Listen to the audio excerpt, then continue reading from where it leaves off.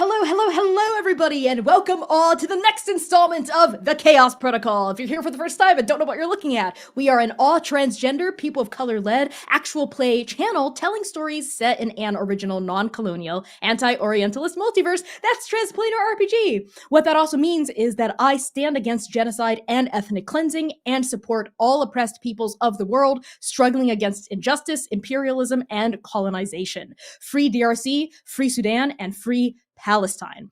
Also, in solidarity with the global strike that's being called for January 21st through January 28th, which is beginning next week, Sunday to Sunday, our channel will be dark this entire stretch of 7 days, and we invite you to partake in the strike as well. So, with that out of the way, let's get chaotic. For your information, we are streaming on Twitch, YouTube, and TikTok tonight. Twitch and YouTube at Transplanar RPG, and TikTok right here, right now at by Connie Chung. So if you're watching this right now, then you are seeing the live recording of Arc 2, Episodes 5 and 6 of the Chaos Protocol right here on Transplanar RPG. And because this is a live recording, the final podcast version might differ just a little bit from the stream as we do a couple of edits in post, but there's no wrong way to enjoy chaos, whether you are a live viewer, a VOD watcher, or a podcast listener. And now, please allow me to introduce my fantabulous cast, starting with Val.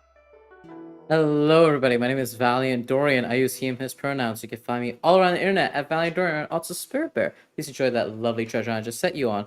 And tonight I have the distinct pleasure of playing your misbeloved twin brother of the Chosen One, Sayir, who uses he, they pronouns. I'm gonna pass introductions over to Kai. Spicy. Super different. Hi everybody, I'm Kai. I use he, they, and she pronouns, and I am back tonight to go on an adventure to a new plane. Yes, maybe, hopefully, as Mr. Zanin Esh, who uses he, him pronouns. And for a change in pace, I'm going to pass it over to Sam. Hello, I'm Sam Star. I use she, they, and the occasional Fae pronouns. And tonight I am playing our favorite girl boss, our healer, our chronologist, Lumira, who uses she, her pronouns. And I'm going to pass it on over to the boss, keeping the status quo as it is. It's the boss, keeping the status quo. It's me, Connie Chong. You can find me across the internet at by Connie Chong. So to start off our announcements, a massive thank you to our sponsors for Arc 2 who make all of this possible. Explain Trade, Chepeku, and Hero Forge. So Explain Trade is a negotiation skills training consultancy believing in the power of Transplanar's potential to grow, tell great stories, and uplift our communities. So thank you so much for believing in us now and always, Dimitri Opines of Twitter fame. Chepeku is an incredible company that creates unique, imaginative, and outlandish TTRPG maps and scenes you won't find anywhere else. With dozens of variations like seasons, time of day, and weather effects, you can use VTT integrations to make your worlds come to life. So I highly recommend pledging to Chepeku's Patreon today for as little as $1 per map pack or scene, which you just might see in the second half of today's stream. So use !sponsors in chat to get a full list of our supporters for this stream, and make sure to stick around during the break to check out their products. We'd also like to take a moment to thank our Patreon precepts. These are folks pledged to the highest tier on our Patreon. Thank you so much to Alex, Astrid, The Bow System, Charles, Cassidy, Cora Eckert, Derek Davidson, Jordan, Lex, Lyle and Peanut, Mark J, Phil, Rose, Spencer, Stardeers, and Scruffuses for supporting the second arc of Chaos. Use !Patreon in chat to learn more about our rewards and get access to some truly devious behind-the-scenes content. If you're enjoying the Chaos Protocol, please consider donating and leaving us a tip. All tips go towards us as performers and will also be used to support our incredible mod team. Toss a coin to the Twilight Guard and use !donate in chat to support our work. Now time for the recap. Last time on the Chaos Protocol, Strike Team Nova meets with Fate herself. Their pep talk is brief, and afterward the party goes their separate ways. Zynon is confronted by Naeem. Lumira makes a deal with Elspeth and Cove. And Sayir gets some impromptu advice from Diego. Together, Nova visits the Twilight Guard to answer lingering questions about the Wild Sea, and the conversation turns sour. But not before they receive the call for their next Mayday mission. And that's what you missed last time. Use !recap in chat to read our full written recap document. Thank you so much for that, Sam. And now, moving on to the session itself. Enough of all these announcements. Let's start playing, right? But before we do, one last thing. The Chaos Protocol is a dark fantasy series that may contain content that is triggering for some viewers. Content warnings for this session may include fantasy violence, grief, trauma, memory loss, depictions of heights, complex and complicated relationships, visions, romance, guns as weaponry, and mentions of death of loved ones and family. So if you're in Twitch, you can use !CW in chat at any time to get a look at our content warnings. And if you're on TikTok, you can go to the link in my bio to join our Twitch and follow us on other platforms beyond the constraints of this vertical thing. So now, moving on to the title of tonight's episode. It is Choke Down Tears, You Wayward Son. From Carved Inside an Empty Urn by Connie Chung. Not ominous at all. With that out of the way, let's begin.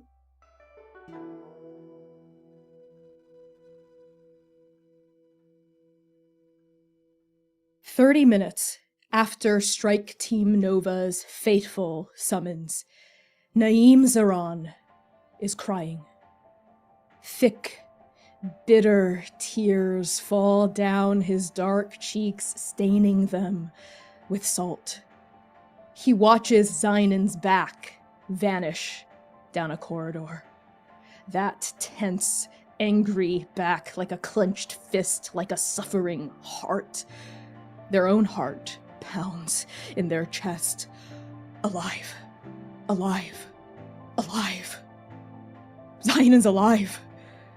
Relief crashes into him like a tidal wave. He slumps against the wall outside the dining hall and lets the tears fall. 3 days, 2 nights, and 15 hours after Strike Team Nova's fateful summons, Amaru Hendricks is making coffee. 2 sugars, 2 creams, freshly brewed in a paperboard cup, just the way Lumira likes it.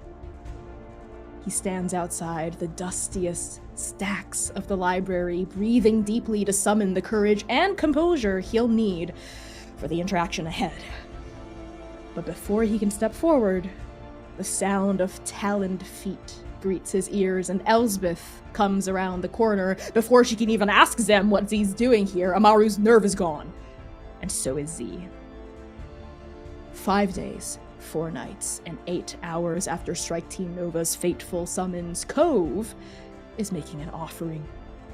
They kneel before Singh's statue, head bowed, chin tucked. The Hall of Heroes is empty. So is Cove. Her bright, emerald eyes travel to the well-tended altar, the brass plate, his gifts. Reaching into the sleeves of their armor, Cove deposits an offering of their own upon the shrine, something she would have given Singh upon their successful return from their first Mayday mission. A hand-woven bracelet of red thread. 7 days, 6 nights, and 19 hours after Strike Team Nova's fateful summons, Ash is peeling an orange. On the day Strike Team Phoenix receives their second Mayday mission, the Syndicate is bustling with activity. The kaleidoscopic offices of Mortal Resources float amid pale green skies, rearranging themselves like levitating puzzle cubes. Stamped paperwork flies through translucent slots. Keys are tapped, abacuses strummed, brushes wetted. We see a brand new agent being onboarded, perched atop a glass chair on a glass floor above MR's obsidian lake. Maroon tresses sweep past this newcomer's medium brown skin. His clothes are the picture of elegance. A loose button-up, exposing a lean chest, a dark corset, black pants, long boots, gems of gold and ruby. A wide-brimmed hat sits low across golden eyes. He takes the pen, offered by Mortal Resources, and considers the contract floating before him. Thank you, patrons.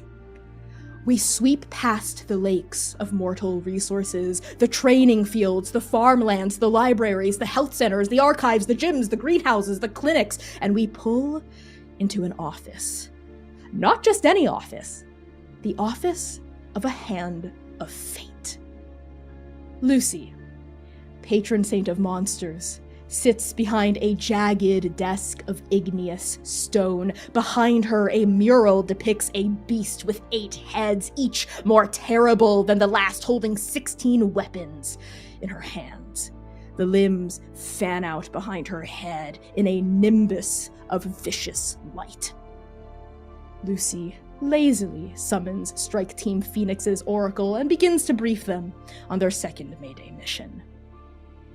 But this story isn't about Strike Team Phoenix. Not yet, anyway.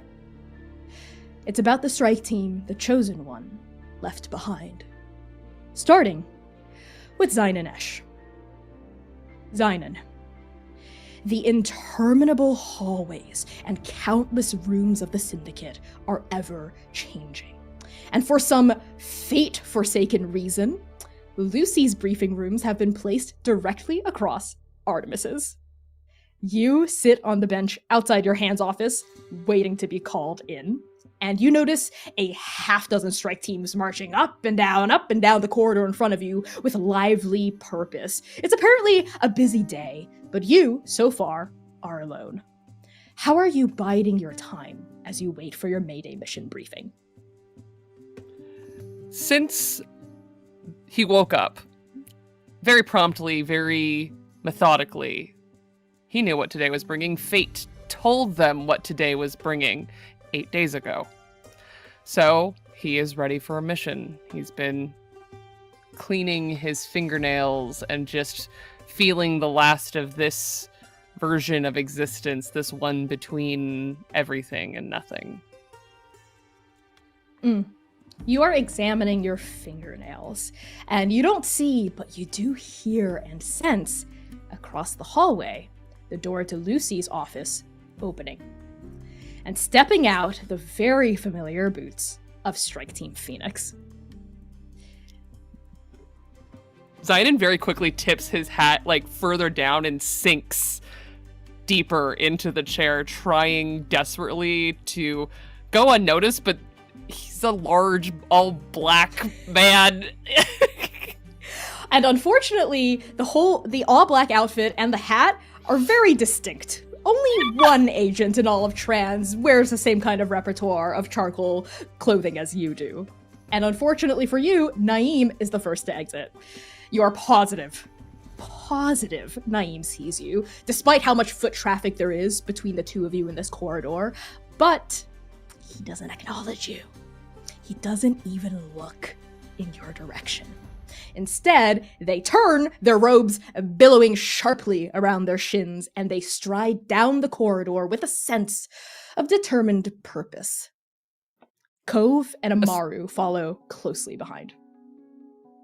A single green eye just peers out, seeing, I think, just the flutter of their beautiful robes, and he just catches a glimpse of it and then immediately, more intensely, goes back to cleaning his nails and trying aggressively to go back to thinking about what's going to happen on this mission and reciting the lines and the pages from within the Transplanar Reification and Nourishment Syndicate's handbook. Yeah, you wrench that eye, back down to your nails, but before your gaze breaks away from Strike Team Phoenix, it is not Naeem's eye that returns your look, but the ice blue gaze of Amaru. A question and emotion behind it, but then shielded. And Amaru and Cove both turn and leave, following Naeem. And it's actually Ash, whose boots you notice in your peripheral vision, standing a couple of feet in front of you, who pauses. This newest member of Strike Team Phoenix who had replaced Numira, looking at you with that same flat, curious expression they're always wearing.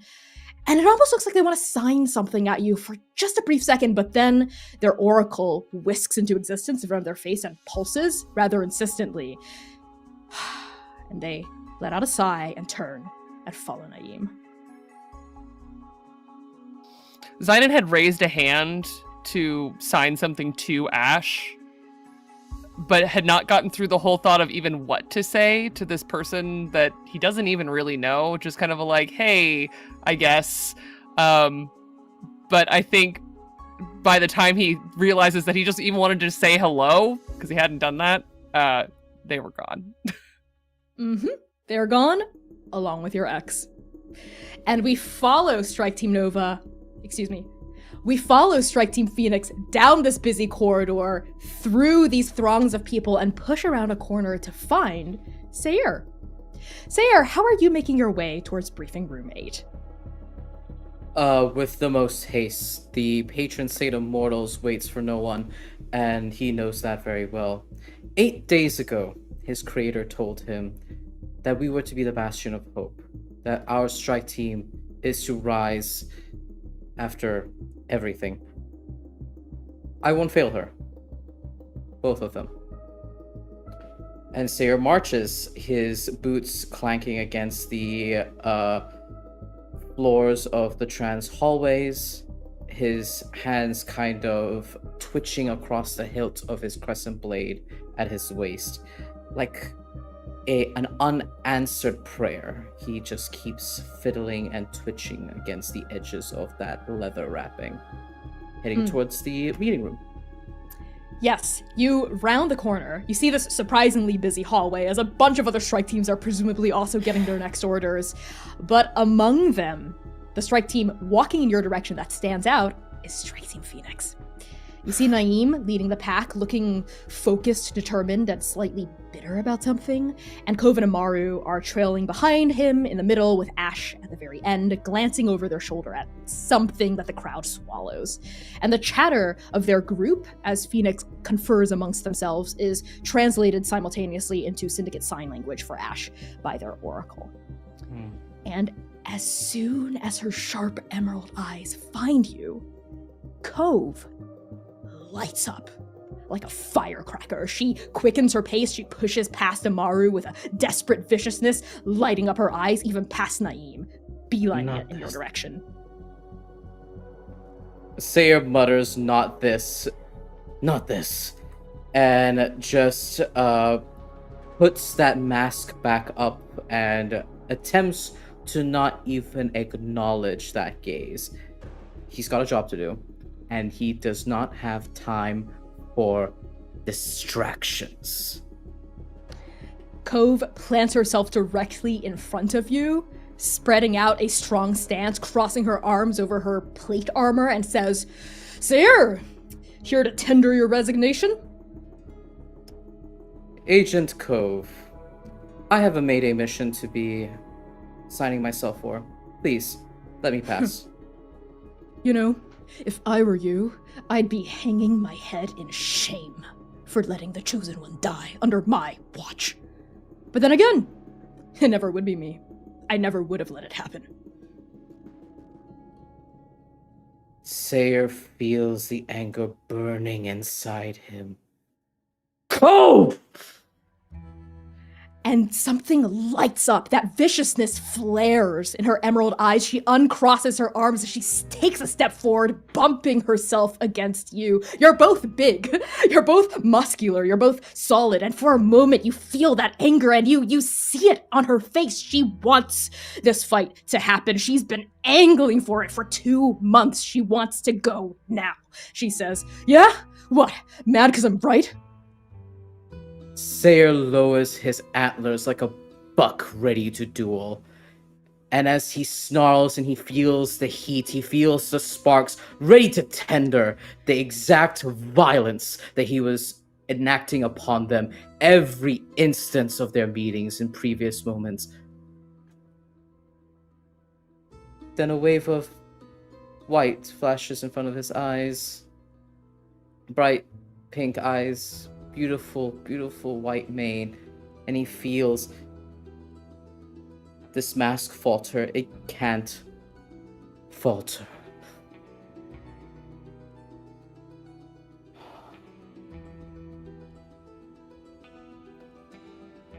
Agent Kov, I forgive you. Kov freezes and then flinches back as though slapped. Her mouth hangs open. She has no idea how to respond. It feels like tar in his mouth as he says that, words that he does not mean. And he glances to the rest of the strike team that are undoubtedly here for this exchange. Agent Hendricks? Agent Ash? Naeem, sir.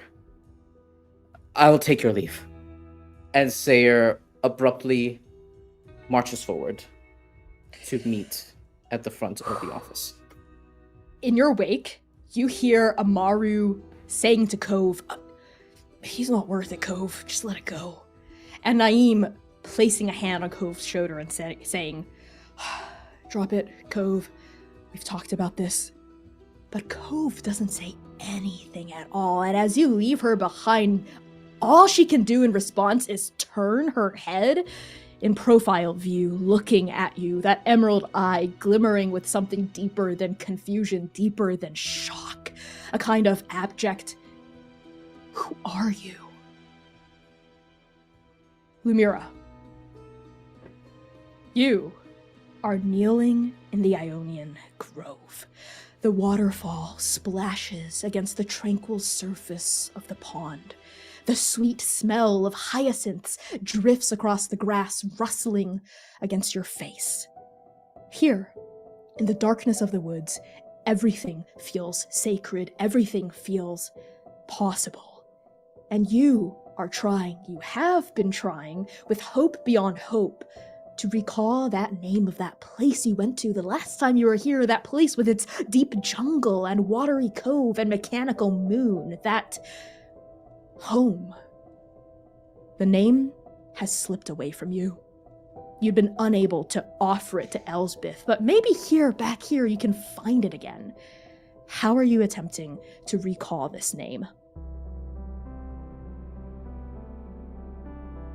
Lumira is pacing frantically back and forth, and she's tapping her left hand, her gilded fingers slapping against the robes of her coat as she's continuously recounting the steps that she took and trying her hardest to recreate that feeling. Artemis said sometimes the grove takes her elsewhere. But how did she do that?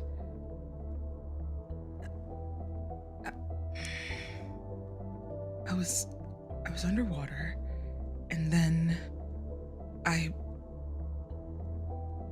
was reaching for something glimmering. It's the water, of course, it's the water. And Lumira starts to practically strip herself down to just her underwear, essentially, underneath her uniform, and wades back into the water slowly, because it's still cold at her toes and her ankles and her calves, until she gets up to her waist and she's numb to it at this point, which happened rather quickly, but she takes a deep, calming breath and completely submerges again. And Lumira, when you resurface, your eyes fall upon the Ionian Grove. Fuck! Okay.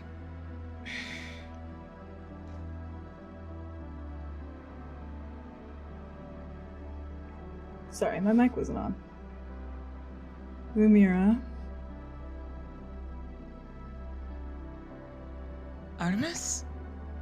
Over here. And Artemis is standing next to the waterfall, I think, kind of haloed by the water. And they're looking down at you, not from the direction of the office that you had walked in the first time, but she's still there.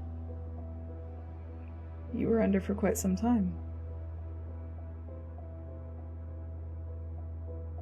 I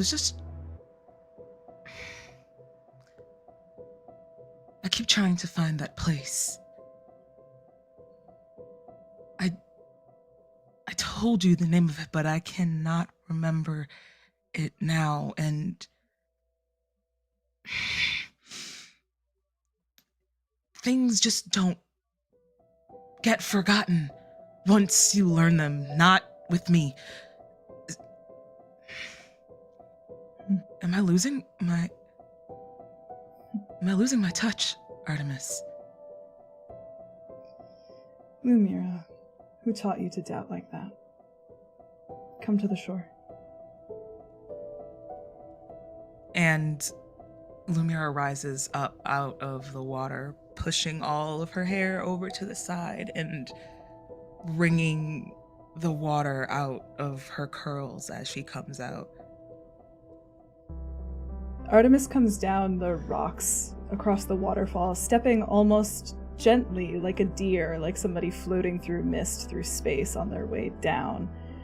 And they reach you, and I think they actually take off that kind of sheer sash that's thrown over their shoulder and pass it over to you for you to use to dry off with.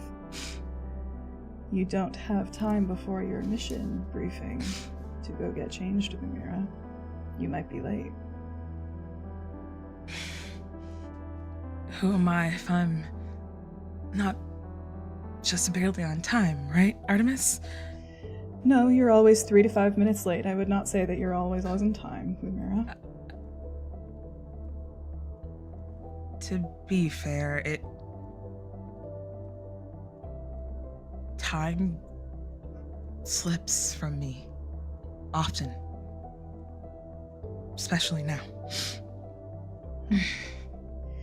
And Artemis takes a seat, I think, on one of these larger mossy boulders, steeples her fingers, unsteeples them again, looks at you carefully. Memory is a fickle thing, Lumira. Especially when matters of oblivion are involved. When oblivion claims something, it claims every part of it, the memory included. I have lived for a very, very long time, but I can never forget. I wrote memory into my own skull by force. And Artemis moves to the tattoo at the back of her head, this concentric circle with many, many layers, many lines, many languages, all made of laurel leaves wrapped around the back of their head. They touch a gentle place. So you need to find something to write with, so that you do not forget what I'm about to tell you. And Lumira frantically pats herself down for a second and looks around for scrambling in the sand practically over to her boots that are just a little further up towards the shoreline, and pulls her boot dagger out of the sheath that's just tucked over into the side of her thigh.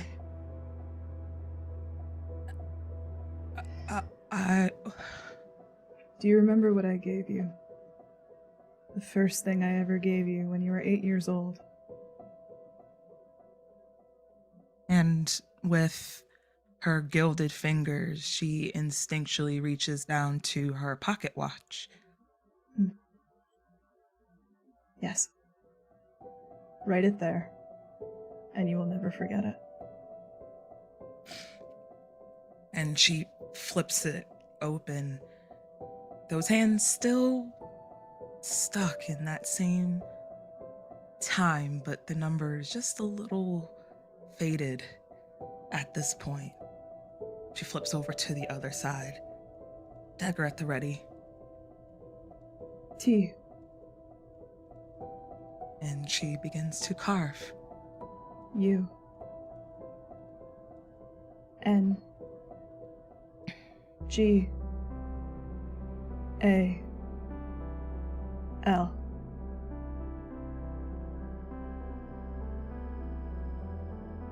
Tungle. And Artemis smiles.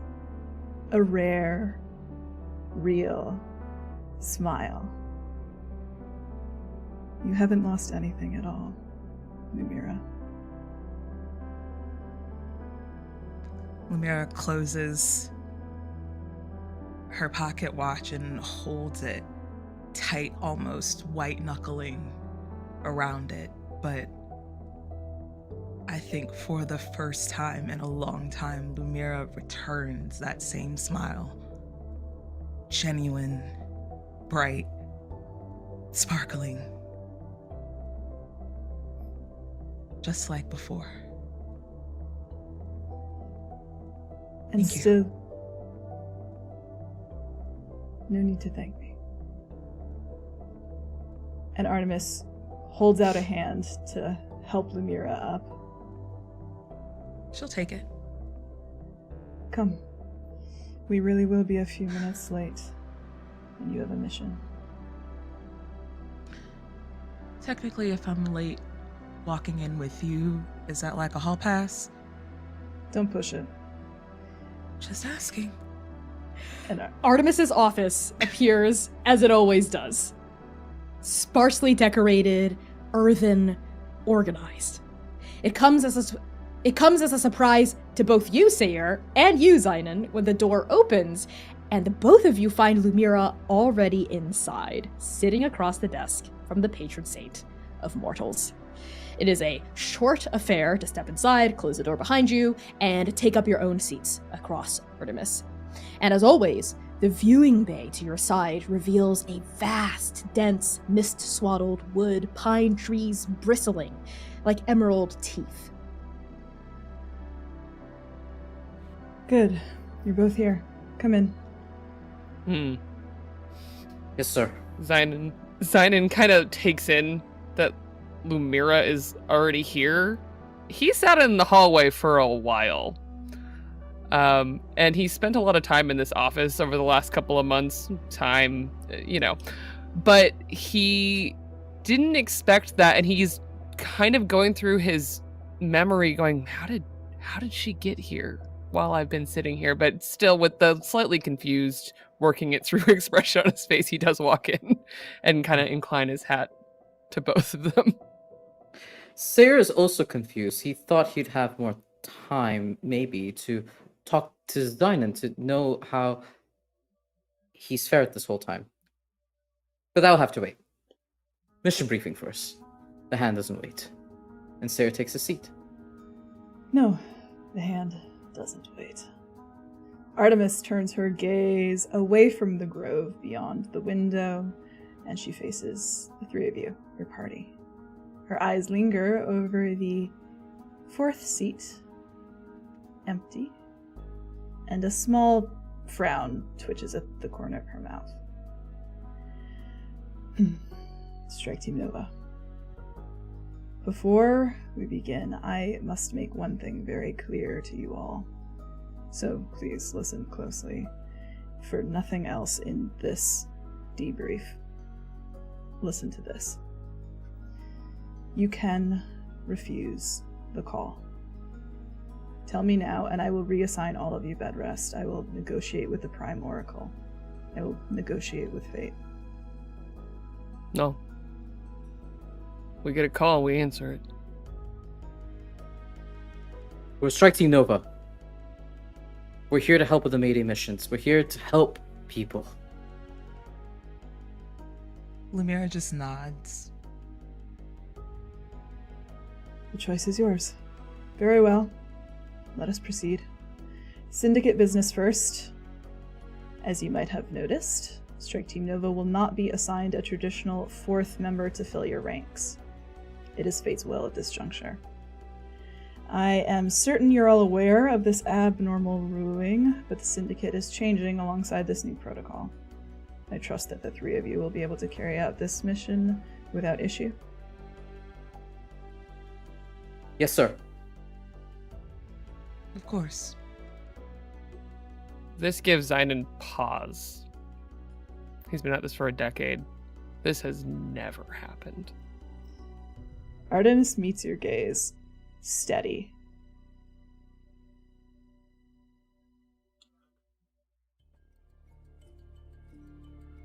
Trust in her will. Good. Then we'll begin with your mission. Number 023377. The City of Heaven. Local name... well, that is not exactly on file at this juncture. The City of Heaven is one of 3 interwoven worlds that comprise a planar system known as the Sister Realms. The other 2 are the mortal realm, known as Yalan, and a place called the Underworld. But don't let the title of city fool you. This is a plane in its own right. The RSA reveals a Class S Level 5 plane with a charted depth of 0.5% vibrancy of mist. And at the word mist, Artemis glances at your oracle, which I think is bobbing on the table on her desk for a moment, and her brow kind of furrows just a little bit. Usually the oracles provide a more resolute vibrancy reading on their RSA scans, but... and whatever thought Artemis is having eventually trails off and kind of dies in her mouth. They chew on the bureaucracy of it all for a moment before turning back to the 3 of you. Questions so far? You said it's 3 planes? Yes. Your Mayday call is coming from the City of Heaven itself. So I will remind you all that despite their interconnected nature, the City of Heaven is the only place that you will be visiting on this mission. Leaving your assigned plane counts as abandoning your mission and is paramount to failure. Yalan and the Underworld are their own realms. Another strike team will be assigned if transplanar assistance is necessary. And you said covered mist? That is what the RSA vibrancy reading is outputting. Mist. Like clouds or like... You can ask your oracle. Usually we get a charted depth vibrancy that includes, for example, what you might have found in your previous mission in the Wild Sea was just green. Turned out to be a world made of leaves. I'm not sure exactly what mist means, but... Sayer chirps up, hearing all of this, and he says, "This is an S rank realm, therefore it is highly populated. What can we expect over here? The name Heaven insinuates, if we were to listen colloquially, celestial entities." Yeah. Very adept, Agent Sayer. Our archival data on the Sister Realms is fairly up to date. The planes themselves are populated with countless gods and demons, most of whom are immortal entities connected to the natural world, emotions, and metaphysical concepts. As far as the Syndicate can tell, there are no significant differences between gods and demons aside from what they call themselves. Their magical signatures are the same. Are we concerned about the population of divine beings? We do usually warn agents against contacting gods and deities directly. Unfortunately, that's not an option here. This entire realm is made up of gods and deities. It is paramount that you all reveal only what is necessary about your origin. The gods you meet will very likely be able to peer through the veil if they are given a reason to do so. So do not give them a reason. Zion stares over at Lumira when Artemis says that. Of all the other causes of concern, the most concerning thing that he has witnessed is time. He's seen a lot of other strange things. But the manipulation of time, for all of his long service, that's the one that he thinks of and is concerned about. Lumira peeps that and arches a challenging eyebrow towards Zynon. Kind of as an invitation, as if you have something to say to me. But keeps it to herself. But you do get that look, and you know that's exactly what she's thinking. He just purses his lips and looks down to the table. Sayer senses this tension. He's lived long enough as a wallflower amidst everyone in transit, especially at this strike team, to know that there's something brewing and a distraction is needed. Hand. I understand the protocol set by the Fate's Handbook about interaction and interfacing with celestial entities, gods, metaphysical concepts. What form shall we take? Are we to blend among them? No, you are not assigned godhood in this mission quite yet, but the sister realms are populated by powerful mortals known as cultivators, who spend their long and storied lives striving to achieve immortality and ascend to godhood. The three of you will manifest as cultivators in the City of Heaven. Not entirely unusual, as especially powerful and prestigious cultivators work within the City of Heaven, though they are typically summoned there by divine edict. It would behoove you all to devise a proper cover story for how a trio of cultivators managed to get into the City of Heaven without attracting unnecessary attention. Permission to speak freely, and Artemis. Granted.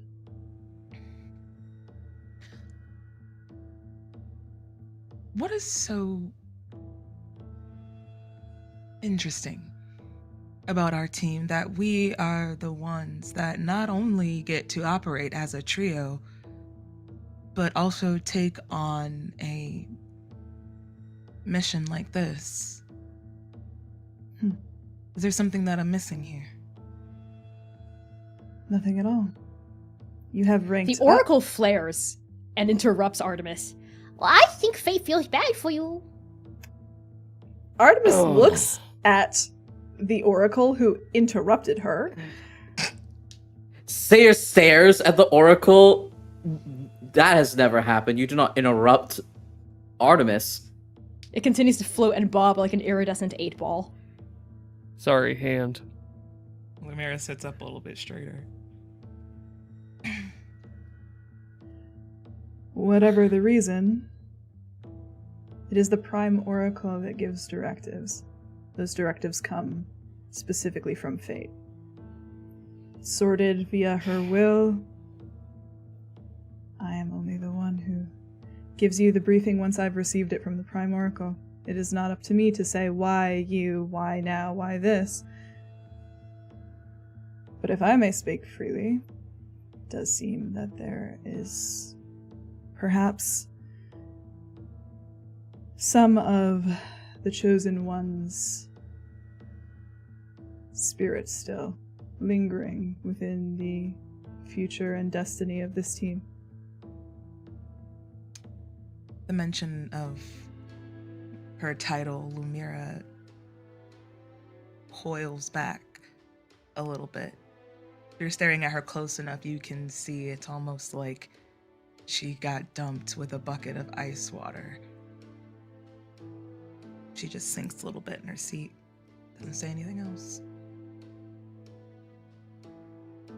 Sayer notices the silence, hears his sister's title once again, and everything falters for a moment, but he can't. His lion-like tail swishes in attention, listening to the entirety of the briefing, interested at the lore, the wisdom that the hand bestows. He bites his lip. Understood, Hand. We will do our utmost to succeed on this mission as fate wills. Unflinchingly, Zynon, not a heartbeat later, says, "Trust in her will." Trust in her will. Trust in her will. Question her will. Artemis was watching the three of you very closely again, but again, just kind of looks at the Oracle, folds her arms over their chest. Does it always do that? Not typically, and this is behavior most irregular. Lemira, you've interfaced with our Oracle most. Have you noticed anything? To be completely honest, this is the first time I've ever seen it. What are you talking about? We've saw each other plenty of times in the wild, see? Yes, sweetheart. You'd use me to call people up from the syndicate when you were alone in your room. Mm-hmm. I'd drop more ball bearings into the top of it. Oh. Like a bunch of them. Kind of like that stuff your mouth to keep you quiet. You're chewing, you can't talk. It works. Yeah, that strange mechanical grinding noise persists. Artemis looks for a moment, and then they write something down on like a small piece of paper on their desk. They don't say anything else though. They make a note somewhere in their own dossier before I think they continue, roll their shoulders back. Good. So the story, we need a story for why we're there. Yes. Mm-hmm. Yes, the City of Heaven is highly bureaucratic. You should expect red tape, hawk-eyed officials, pencil pussing. Not pencil pussing. Pencil No! Not this. Artemis pussy like real. this. Anyway. Let me try that again. Anyway, no one breathes in the City of Heaven without it being noted down somewhere. All of them report to Emperor Longdu, the current ruler of the City of Heaven, and as far as the Syndicate can tell, the mortal realm of Yalan as well. It's unclear what the relationship between the City of Heaven and the Underworld is like, only that all mortals become ghosts and go to the Underworld after death. Artemis pauses for a moment, as though interjecting with a personal thought and not what's written on their dossier, the GM notes that Connie gave me. If I had to hazard a guess, the City of Heaven rules over mortals during their lifetimes, and the Underworld rules over them after their deaths. What about the Mayday call? The Mayday Will that call. help us? Well, we'll see. And Artemis, I think, now takes a single folded piece of prayer paper that's been sitting on her desk, kind of center stage. She picks it up, unfolds it, opens it, and says, "Your Mayday call comes from a god known as Huin Xiaocheng." And it simply reads, "Help." And Artemis shrugs, almost as though she was expecting more from it, and kind of just like for a moment presses her index finger and her thumb against the bridge of her nose. And you kind of get the feeling that this new Mayday protocol has been taxing. That's Kurt. Yes, it is Kurt. Given the scope of your mission, be prepared for anything. You may be gone hours, days, weeks. So, well, that's a definite lead, though. Someone named Xiao Cheng. We can do that. It would be prudent for you to find them first. I can only imagine. Then I guess the best cover is the truth. We were summoned by Xiao Cheng. Clever, cowboy. Oh, that was delicious. But that does come to beg the question, what if you run into Xiao Cheng? What will you say to them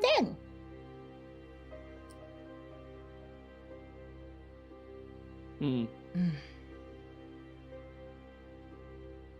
We will obviously cross the bridge when we get there. We can't really assume now. We have barely any information of the world right now. Other than, of course, what Han has given us. The Strike Team Nova will do what Strike Team Nova does best. Improvise. Right. Improvise. maybe some planning in between. Artemis Yeah. crosses her arms, and you get that distinct, the pennant in your room, Sayer, kind of flashes into your mind, discipline, as opposed to improvisation. Carefully thought out, methodical plan. And, of course, Of course. Well, Good. Final questions, Nova. not really much else I can question. I guess I just have to find out when I get there. Good. You're made of stronger stuff than you believe, Lumira. And Artemis kind of stands up, rolls her shoulders, gestures toward the teleportation sigil in the center of her office.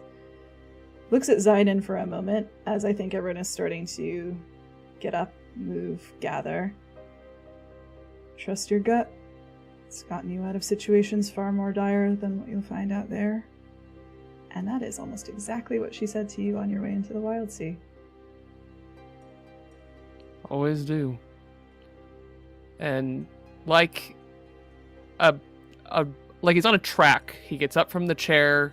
He stands right next to the portal, takes off his hat, the same way he's done for every mission.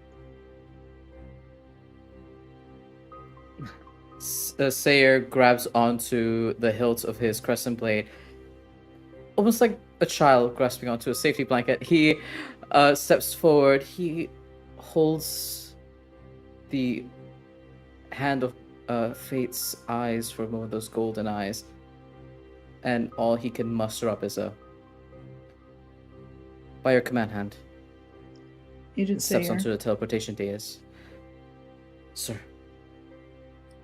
And Artemis gestures toward her desk to have a private word with you very briefly before you go. Yes, hand. she Sayer's heart pounds as he sits there. She looks down at you, almost a head and a half taller, despite your strength and build. A piece of advice. If you only hunt shadows, you will feed no one. Not your strike team, and not yourself. Go on. Sayer's bright blue eyes widen for a moment as his tail swishes with anxiety. Yes, hand. He gets up, walks over to the dais. And the last thing that you hear from Artemis before a pillar of light erupts around all of you is a small, almost quiet prayer out of her mouth. Come back together. And then she's gone. And on that, magic surges around your party. You can feel your atoms breaking apart painlessly, rearranging themselves in accordance to Fate's will. There is a bloom of color, a swell of sound, a great breaking wave of sensation. And then Artemis's office vanishes. And as your eyes adjust, you find yourselves in the middle of the city of heaven. And it is completely empty. And on that, we're going to cut to break. So we'll be back in about 10 minutes, everybody. Enjoy the fan art reel if you're on Twitch, TikTok. Enjoy this Be Right Back screen. We love y'all so much. See you in 10. Take a quick bio. Crimes.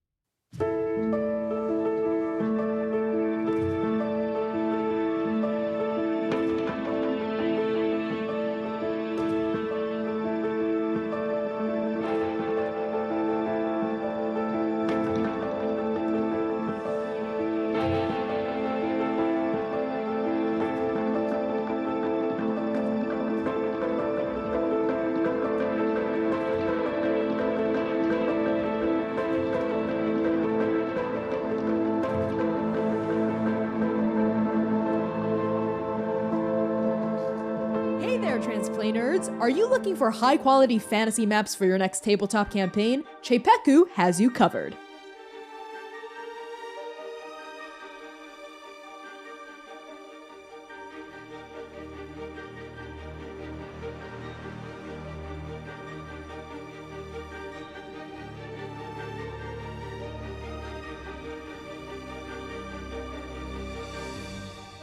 Get your hands on more than 4,000 hand-drawn fantasy maps and battle maps that will take your campaign sessions to the next level. Che and Peku are a couple who love maps. That's their passion, and they're so good at it. They create unique and original worlds with outlandish themes and ideas you won't find anywhere else. Cheipeku maps have the imagination to match yours. Cheipeku's archive has more than 4,000 original hand-drawn maps, with map packs added every week that include variations for seasons, weather effects, and even time of day.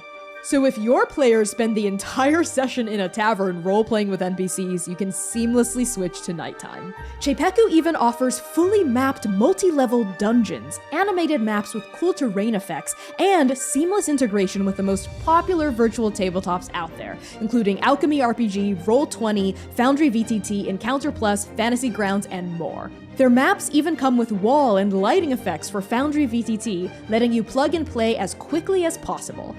If this sounds appealing to you, because I know it sounds appealing to me, head over to Cheipeku's Patreon today and get access to their full archive of over 4,000 maps for as little as $5 a week. Use !Cheipeku in chat to get a link to their Patreon and tell them Transplaner sent you.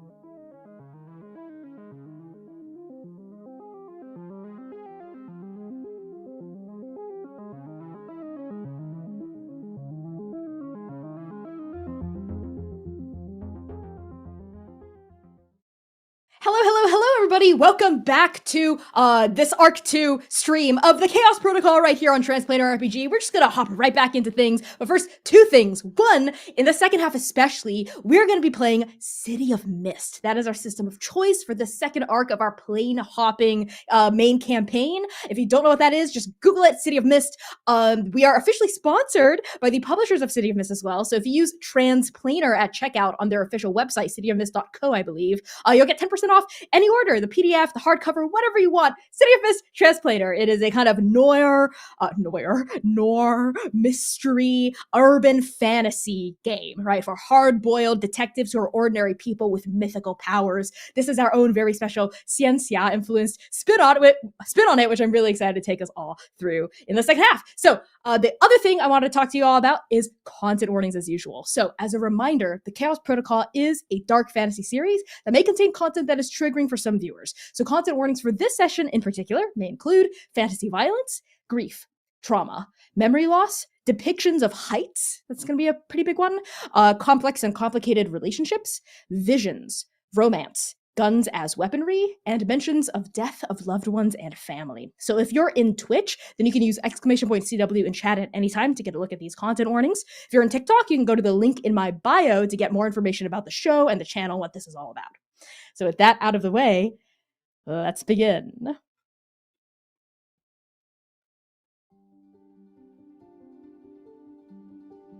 Mist. For a moment, that's all there is.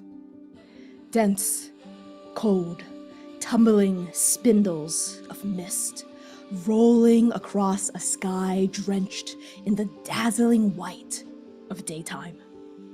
A fickle wind blows, the mist thins, and the city of heaven is revealed.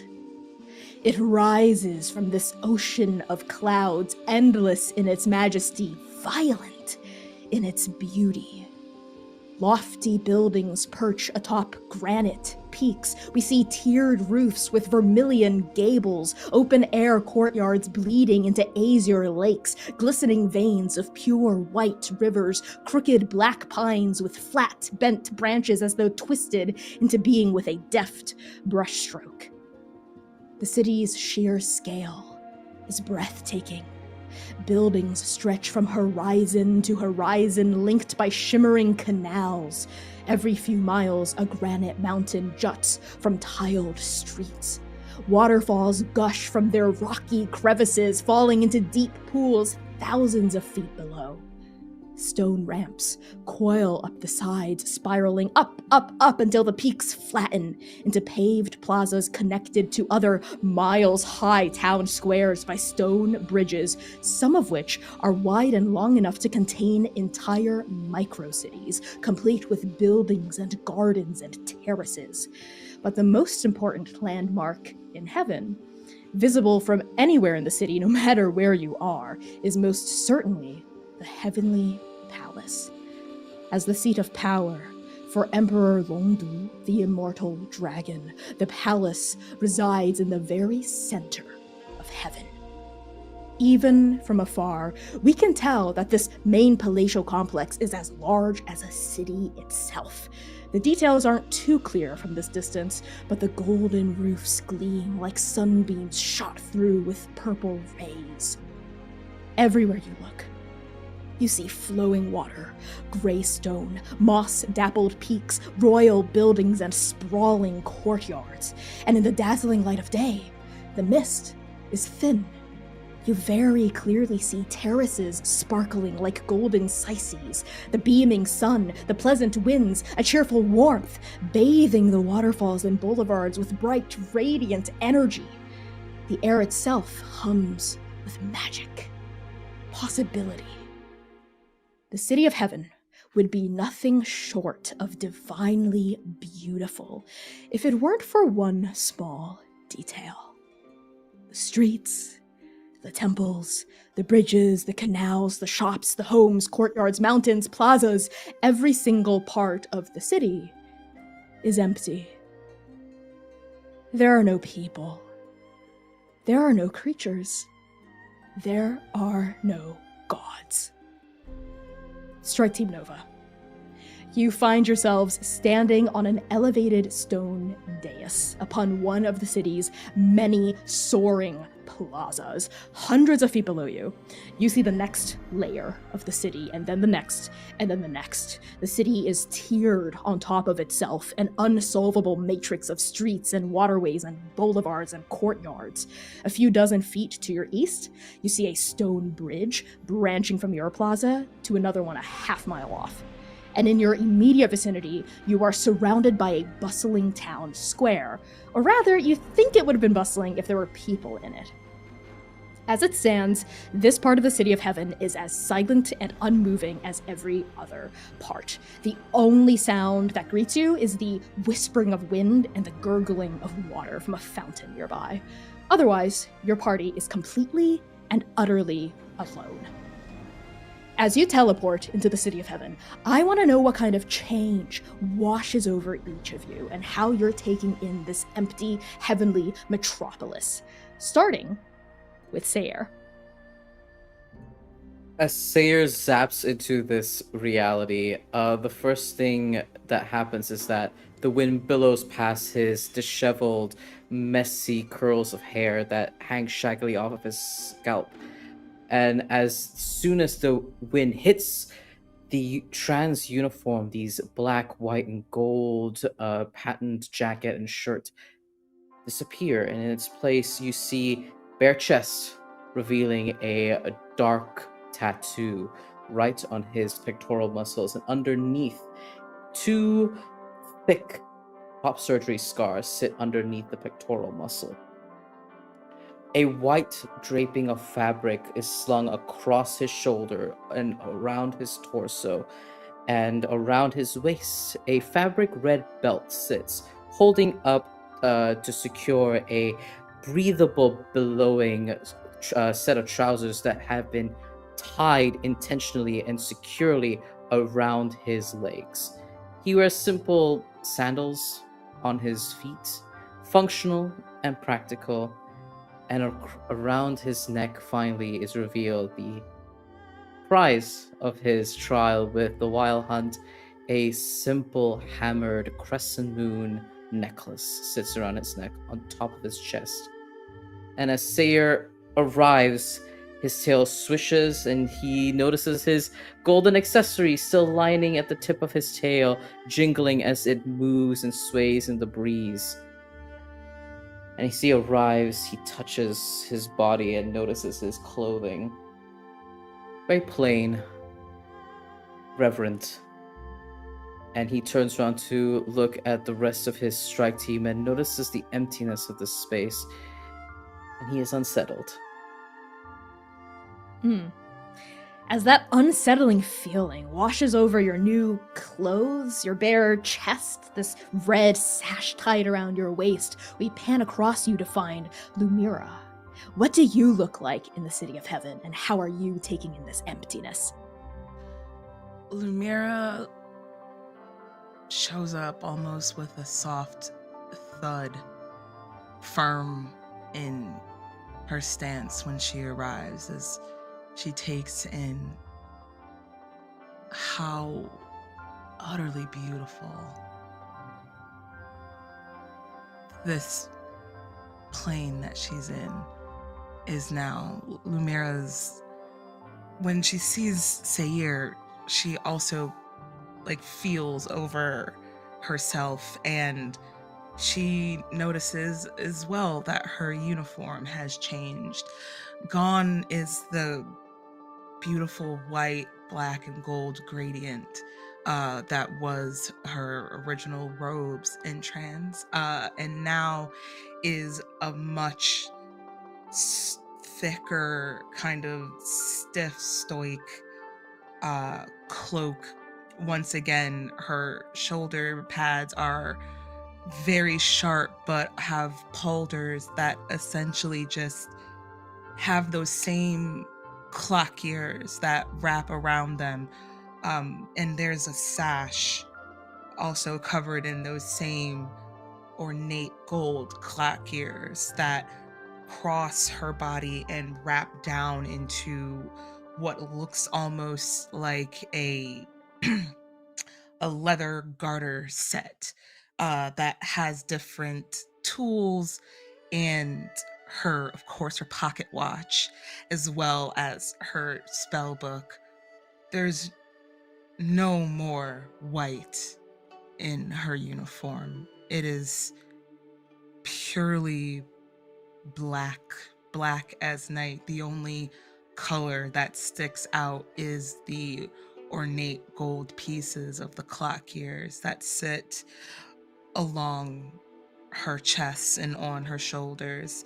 As her sleeves fan out a bit more, you can see there's fingerless gloves almost that wrap around her fingertips, accentuating, and on her left hand where her fingertips are gilded, you almost can't even begin to see where her skin stops and the gold that wraps around her undersleeves begins.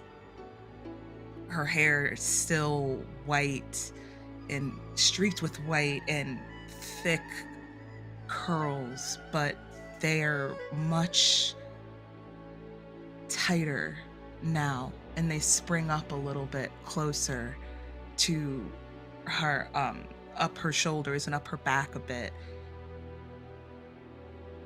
And she looks with breathless wonder.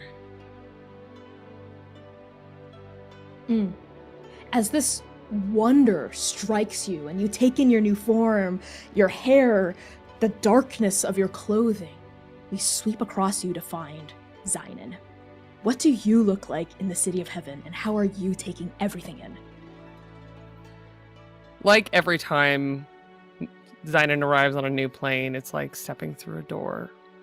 And the first thing he feels, that smooth dais, is not the heavy footfall of a cowboy boot, no gold toe flashing in the bright, beautiful sun, but studded and tied, covered in patchwork, leather tabby boots.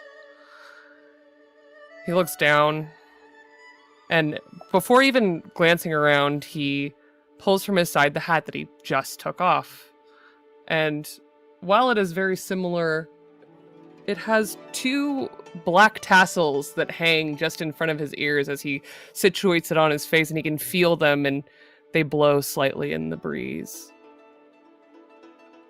On his shoulders sits a blue, black, and gray kimono, decorated with a teal shashiko embroidery in the shape of plumage, and a green-hued, almost black hakama underneath it. He wears a black quiver that hangs from his shoulders and then is attached to a very wide, black, detailed leather belt. It all kind of hangs off him like he's been wearing this for an entire lifetime. In his hand, the first thing he goes looking for isn't a rifle. It's not hidden in some folds of clothes. It isn't in a holster or a sling. In his hand is a blackwood composite bow inlaid and carved with an array of birds. And on his hip he can hear the sound of an entire quiver of large, thick arrows. They have dagger-like heads and fletchings with a half moon pressed against a black sky. And he runs his thumb over it. And on his right finger, he has a silver ring that covers the tip of his thumb, and it clacks against the arrows. Huh. That's different. And finally, he looks around. Seer, Lumira here, and he pauses.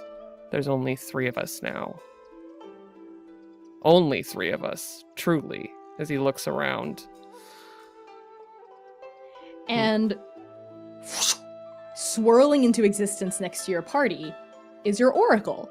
But instead of looking like an iridescent 8-ball, as soon as it forms into reality, you see orange skin with a kind of pebbled exterior and a little stem peeking out on top with a little green leaf. as your oracle resembles a floating orange.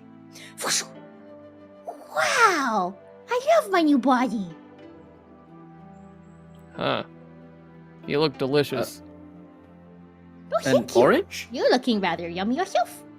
Yes! An orange! Why not? What Nothing. exactly am I supposed to feed you All right. now? I still like the ball bearings. Okay. Speaking of bearings, what is happening here? Hello? Yeah.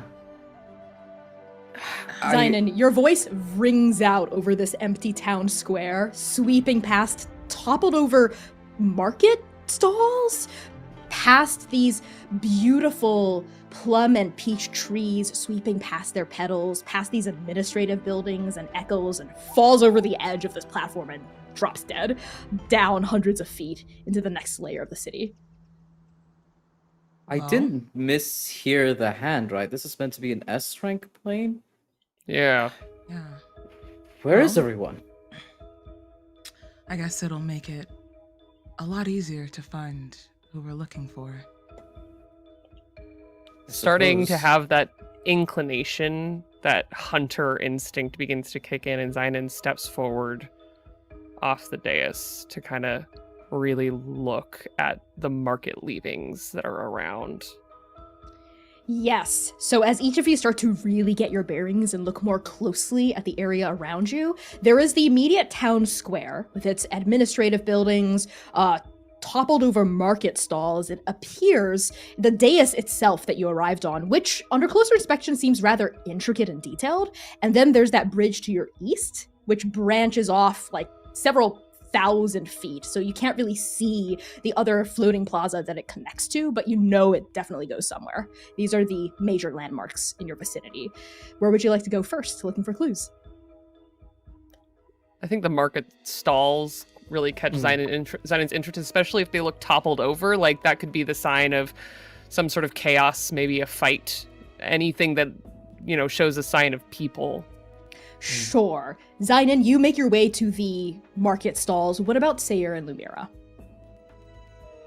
I think Lumira also is wildly intrigued at the fact that there's nobody here. So, kind of similar to Zynon, she's going to start looking around areas that look like they should be highly populated and look for tracks, footprints, anything that shows any semblance of someone being here at any point in time.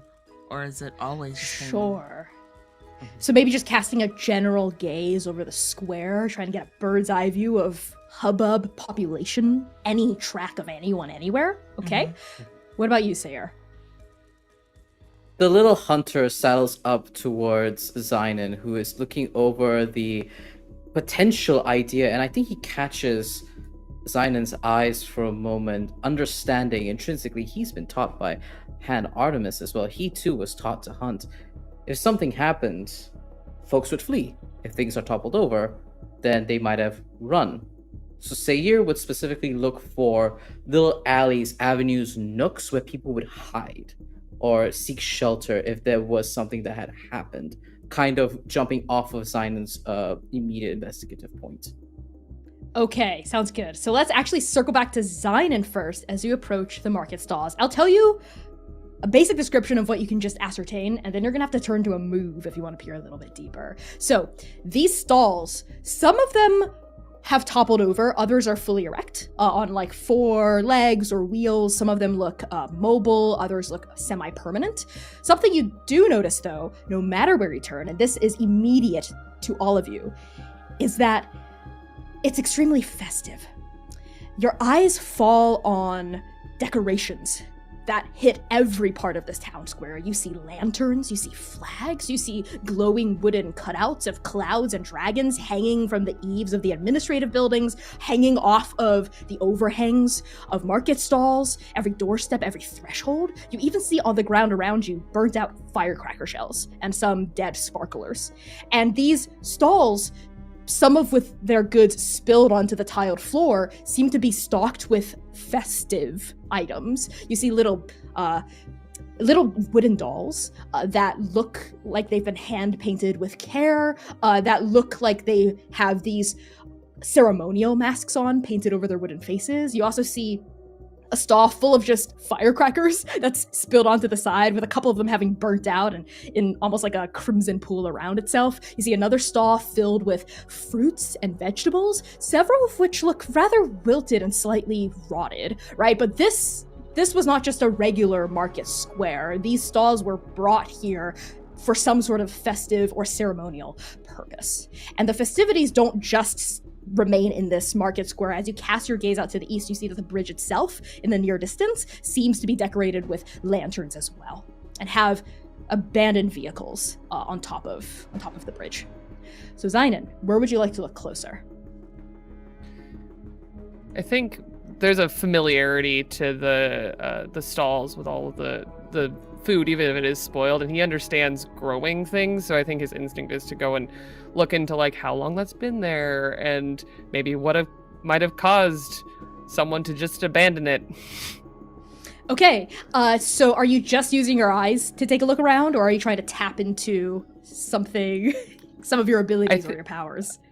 I think he's always drawing on this thread from the past. He was taught by some of the best people in Kaseki to look at food, to analyze his surroundings. And so I'd like to pitch the first move. Yeah, I'm going to say that's an investigate. Yeah. So we're playing City of Mist. It is a little bit PBTA. It's 2d6 based. So when you use your abilities to seek answers to burning questions, roll plus power. So the power you get depends on what tags you have that are relevant to the situation at hand. So which of your tags would you like to invoke? I have 2.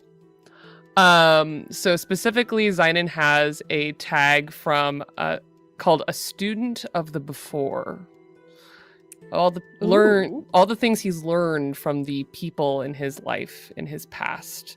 Okay. He carries them with him. And so kind of tapping into that learning from Kaseki, and tied into that as well as he's a survivalist. He knows how to walk up to something really strange and be like, what caused this? Can I eat this? Yes, no? Okay, yes, I think that makes sense. Would you also like to tap into your survivalist tag? I've got survivalist and student. Oh, and student of those before. Yeah. I see. Yeah, so that's a +2 at the base. Sayer, I see you have your hand raised. Yes, I would like to change the game, and I would like to use my abilities to give my friend over here an advantage, or attempt to. I have to roll plus some tags. And I specifically want to tie into the fact that this is the plan. We're supposed to be tracking someone, so this is part of the plan.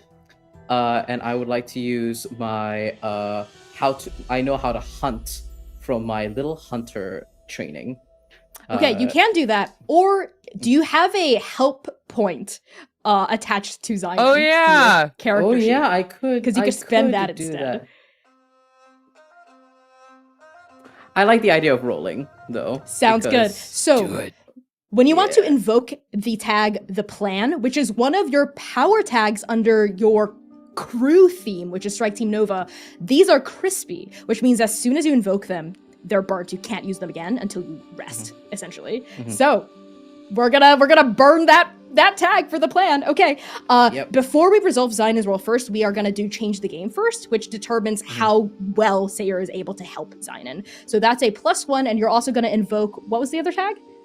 Little hunter under my training type. Okay. Which Which is one? the Which how of the to hunt. tags?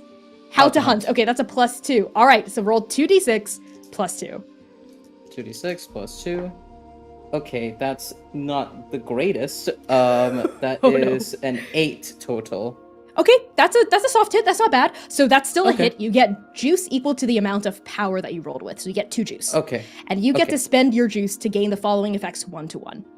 Either create a story tag, burn a power tag or story tag, which isn't necessarily relevant here, or give or reduce a status for 1 tier per point of juice. So which of these would you like to do to help Zynon? Ooh. Creating a story tag would be really fun. Okay. And I think like that tag would be finding Xiaocheng. Like tracking So- Xiao Cheng or something like that? Okay, story tags are usually descriptive about the narrative. Mhm. So, for example, pouring rain, like there's a lot of rain, Mm. or describing Ooh, an gotcha. object in the environment, right? Like a stone Mm. lion statue. So, an idea for what you want to do is not necessarily qualify for a story tag. Mm. But if you had a different Gotcha. idea for something that Seir could create with those two power tags you used in order to help Yes. Zynon, I'm all ears. I have a suggestion for helping Zynon Yes. like physically investigate. There's a bunch of toppled over stuff. You're a big strong boy. I am a big strong boy. Yeah, so maybe the story tag that I would create is like removing like stonework or something like that, or something similar to that. Would that work? Yes. Yes, the story tag can be uprighted stalls. Right? Yeah. As you go around and you fix the stalls. That could be the story tag Yeah. you're creating. Okay, Yeah. yeah, let's do it. So you still have one juice remaining that you can still spend, as long as it's still a part of this action, or it expires if you have no other ideas for how to use it. Yeah, we don't have a status that's happening though, so I don't think that I could give one. You can try to give a helpful one-tier status to Zynon in this situation. Yeah, I like, can give you one. Yeah. I'll give that. Yeah. Okay, what status? What tag are you assigning the status? I'm trying. I might need ideas on that as well. I'm trying to think. It could be something Spotter? like, yeah. Sorry, I didn't catch that. Like you're spotting for Zynon Got because you're hunting, so it's like, you know, you have someone else Ooh. looking. That's an idea. So I think what Seiya would do after he cleans up the stalls to help kind of like eliminate all of the potential ideas of is it toppled over, what happened, and clearing the field for Zynon, he loops round in a very bright fashion, in a very chosen fashion. He swings around one of the posts and tries to look ahead past the stone bridge to see if we see anything past that, and try to be a herald almost to Zynon and spot what's ahead. Sounds good. So, Zynon, you can now invoke the story tag Upright Stalls, as well as Spotter 1 for your status. As long as the status will persist for as long as the two of you are working together. If you ever break apart or go investigate individually, that status will expire. So that's another +2 to your roll, Zynon. Yeah. Go for it. We're learning City of Mist together! We're getting over the learning hump. We got this. We're learning it. Woo! Okay. So that's a 13 with all of that beautiful help. God. Okay, that is a strong hit. So on a hit, you get clues equal power. So technically you had like 4 power, right? That you rolled with, so you get 4 clues. You get to spend your clues 1-to-1 to ask me a question about the subject of your investigation. So I have to either give you a straight answer or a solid lead on these questions. So you got to spend them all now, or you can like bank them and spend the questions later as the scene unfolds as well. So, any questions come to mind that you want to ask me about? I'm going to start with one, and then I'm going to chew on some. But I think that the thing that Zynon is itching to learn immediately, especially with Seir going around and uprighting all the stalls, is how long ago did this happen? About a week. Okay. That's the first question. You have 3 left. Do you want to ask any more? Not just yet. Okay. So we're going to actually pan across these stalls to find Lumira. Lumira, as the boys are working together in tandem, you're casting your eagle eye over this entire town square. And something I think that's catching you about footsteps, footprints, markings is, you see clues, remnants of where people might have been. You see tracks in the dust, right? The floor around you is stone, so there's not exactly any imprints, but there are fruit trees around. And in the dirt around the fruit trees, you see some footsteps that, tracking with what Zynon just discovered, seem about a week old or so. And there must have been people everywhere here. People on the dais, people by the market stalls, people coming in and out of the administrative buildings, people going over the bridge, coming in through the bridge. This entire place was alive with activity. I have an idea. Yes. I have a relic that's got some pretty fun stuff in it that I can use, and I would love to go on ahead and use it. So, my pocket watch has a nifty little tag called Flashes of History. All right. And I would like to use that just to see if I can get just like a glimpse of what possibly happened here a week ago. Okay. Absolutely. So is there a specific part of the town square you'd like to focus on, or would you like to get a broad feeling? I think specifically whatever the section of town that had like, am I close enough to like where the stalls are, where like Yeah, they're all around you. Okay, Yes, yeah. precisely. I want to look there. Like I'm focusing on highly populated areas. However, I don't think Lumira knows this is what she's doing. So instead, it looks like she's just thinking and nervously fidgeting with her pocket watch. Okay, so I think that's still an investigate move, even though you're not quite aware of what's happening. So that's going to be a +1 if you're just using the Flashes of History tag. Okay. All right, go for it. Roll 2d6. And that gets burned, right? No, No. it's just invoked. Yep. Cool. All right, so 2d6 + 1.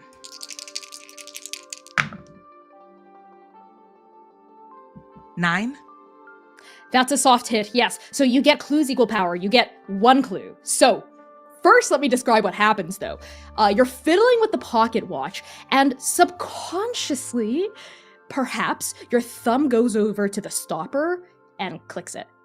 And this isn't necessarily an unusual thing you do. It's part of your fidgeting. You click it occasionally, but when you do, for the half a second that the stopper is down before your thumb lifts off of it again, you are in a town square poof, that is suddenly surrounded by people. You see people everywhere. There's dozens of people, even 100 people flitting around in this town square. You see merchants setting up stalls, chattering with each other. You see divine beasts floating through the air. These strange potato-shaped, 6-limbed, winged, faceless creatures floating in herds like little crimson clouds, murmuring in a strange melodic tune to each other. You see people of all configurations, all kinds of robes, all kinds of hairstyles, all kinds of makeup, but all of them look festive, gabbling with each other, talking, bartering, setting up stalls, going in and out of administrative buildings, and then as soon as your thumb lifts off of it, there's a big, sudden swooshing of, what is that, mist? And then everyone's gone. What question would you like to ask? Holy shit. You get 1, my dear Lumira. Make it count. Is there above table? Is there any Yes. remnants of mist that's still around? Like, is it still just in the area or no? No, it's a bright, sunny daytime. There's really no mist around here at all. Cool. Okay. Back on table.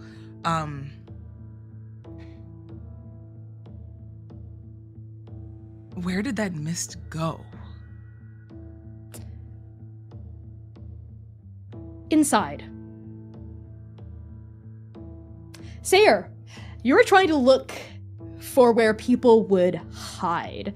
Given the fact that you're now tying yourself to Zynon, assisting him, you get the same sense as Lumira, which is everyone would be everywhere constantly. There are this linear array of courtyards that connects each of the 5 administrative buildings that surround this plaza. Maybe people would go there, but not to hide, just have private conversations, right? And you're kind of still lifting up market stalls, looking around, helping Zynon. Aside from that, what would you like to do individually? I hate that. I hate this.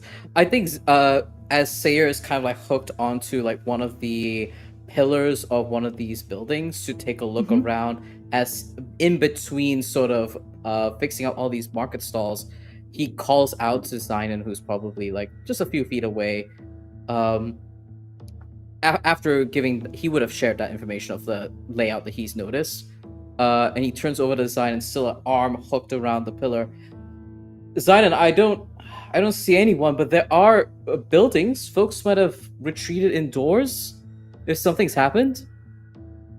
Yeah. let's Zaina doesn't even finish the thought because he stops still, looking at Seer being so open. It gives him pause. This whole situation since he's come back has been very open, strange, but he just walks towards the doors of the buildings. And I'd like to spend my next clue to see if I can find if anybody went in that direction. Is that your question? Did anyone go in that direction? Did people flee in the buildings? Yes, I'm asking very good questions. Did people flee into the buildings? You like to basically filtering Sayre's question? Yes. Okay. No. Uh-oh, I don't like that. No one's around. Lumira comes back after looking around. Listen, I know that this may sound a bit out there, but I think that mist had something to do with why this town is empty. I don't know. You mean the verdancy of this planet, that mist? An oversimplification, but yes. What did you see, Lumira? The town was bustling, full of people, and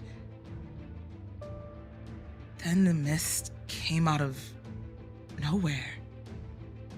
And that was it. Everyone... This is what we have left. They vanished? The mist. Yeah. Like I said, I don't know. All I can tell you is the bits and pieces that I saw. No, that's I've seen great. a lot That's in my days. No, that's great. That's a definitive lead, though. We know that something external has interrupted the festivities. That's a lead. Yeah. Now we just need to figure out if anyone is left after this external influence. I mean, this is the realm of gods. There must be someone who might have found a way out of this, surely. Yeah, I'd like to believe that.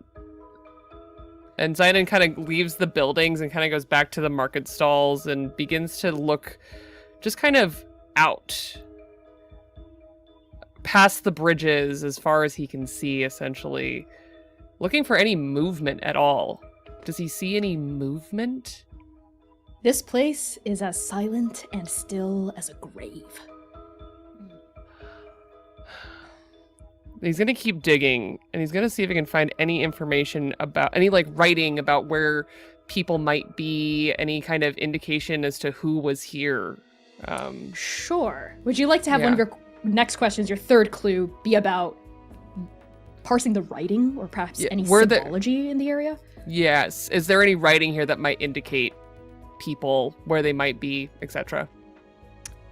Yes, I'm going to give you a straight answer. So there are characters in divine calligraphy written on these flags, and thanks to the multiversal translator that the Oracle washes over all of you, you can understand these characters. They all say one thing: Emperor's virtue.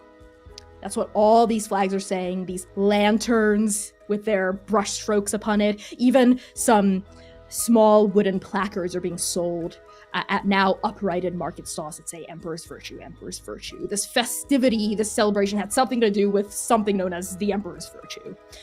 Another set of symbols that draws your eye, Zainen, that seems interesting, is the raised stone dais that all of you teleported in on. You notice that it's very intricate. It seems very magical. And in fact, you see sigils forming a circle around this dais with ancient letters that roughly translate to the proclamation of the arrival of new gods.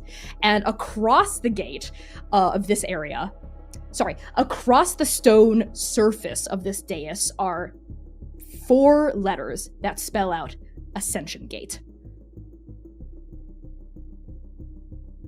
One of Artemis's sentences rings in your head about how some of the most persistent, talented, skilled, and dedicated cultivators are able to achieve immortality and ascend to godhood. And this dais that all of you have now stepped off of seems to be perhaps one of the portals linking Yaolan up to the city of heaven, but only after a cultivator has reached that specific kind of status. There is something rather amiss about it, though. This dais thrums with something that feels bottled, but without spinning another clue, you won't know exactly what it is. I think looking over the dais, Zynon kind of runs his finger over it and then specifically signals Lumira to come over. Hey. What do you need?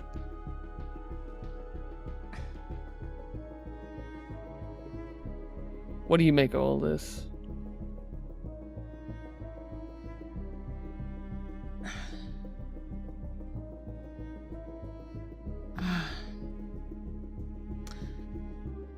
Artemis said something about cultivators, right? Once they become able to be gods, this looks exactly like at least part of that process. Do you think it has anything to do with all of this? I don't know, but there's quite a lot of ritual happening here that isn't answering anything about mists.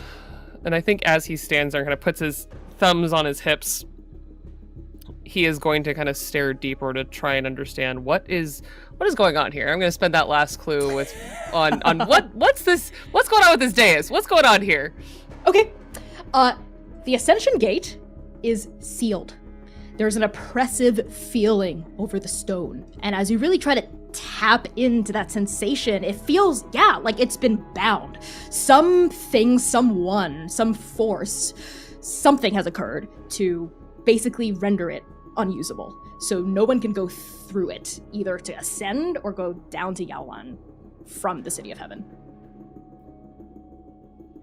Lumira sees Zynon kind of put his hand on it, almost like he's expecting there to be something to even stop him from touching it. It is so oppressive. And he looks back at her. Something's wrong here. These planes are tied together. You should be able to. It's a gate between the two gates. Gate's locked. Lumira kind of drops down to her knees and tries to, if there's anything that's covering like any of the sigils that are over on the side, she's like brushing away at it with her hands, kicking pebbles over like gently with her foot if there's any like mud. There's only like that. There's just a light film of dust, enough that would suggest maybe 7-ish, maybe 8 days have passed without anyone coming through the area and sweeping it. But that's it. And as your hands go over the dust, right, you feel the magical energy humming under your palm and a just as powerful seal, right, preventing it from being unleashed. Whoa. Okay. I'm not exactly sure what's at work here, but whatever locked this is powerful. There's a hum underneath here that is finely tuned, but there's something that's caging it almost. Something way stronger. Someone powerful doesn't want any movement. Someone powerful wants no more ascension. Well, there's only one truly highest authority as far as we know. And Zynon looks to the banners and the papers and all of the bunting of a festival. Mm-hmm. Emperor's virtue, huh? Wonder if Longdu has anything to do with this.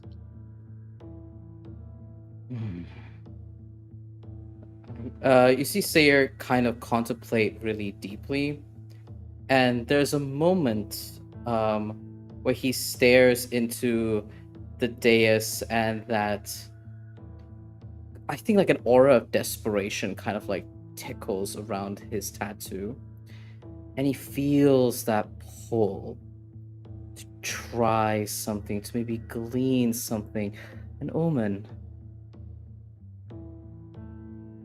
But as soon as he feels that mask falter, he silences it. No, no, no. And I think as he immediately does that, I would like to... I don't think it will actually work here, actually, now that I've read it properly. I was looking at finally some answers, because we did spend clues to find answers to some of the mystery that we are currently unlocking.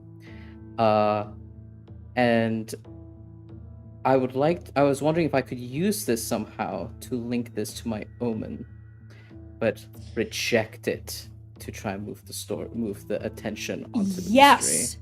You know what? You've suppressed. You can feel the part of you that speaks omens welling up inside of you as Lumira and Zynon are talking back and forth, and you know that if you opened up your mind to let it in, you might get something out of it, but you suppress it.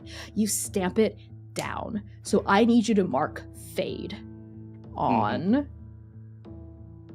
probably omen speaker. Omen speaker? Yep. Yeah, I would mark fade on that. So fade is a mechanic in City of Mist that is related to your mythos, which is the part of your character that defines the magical, mythical things you can do. If you ignore that part, right, if you don't let it break out, if you don't feed it, then you mark fade on it. And if you've marked fade 3 times, then something bad happens to that part of you.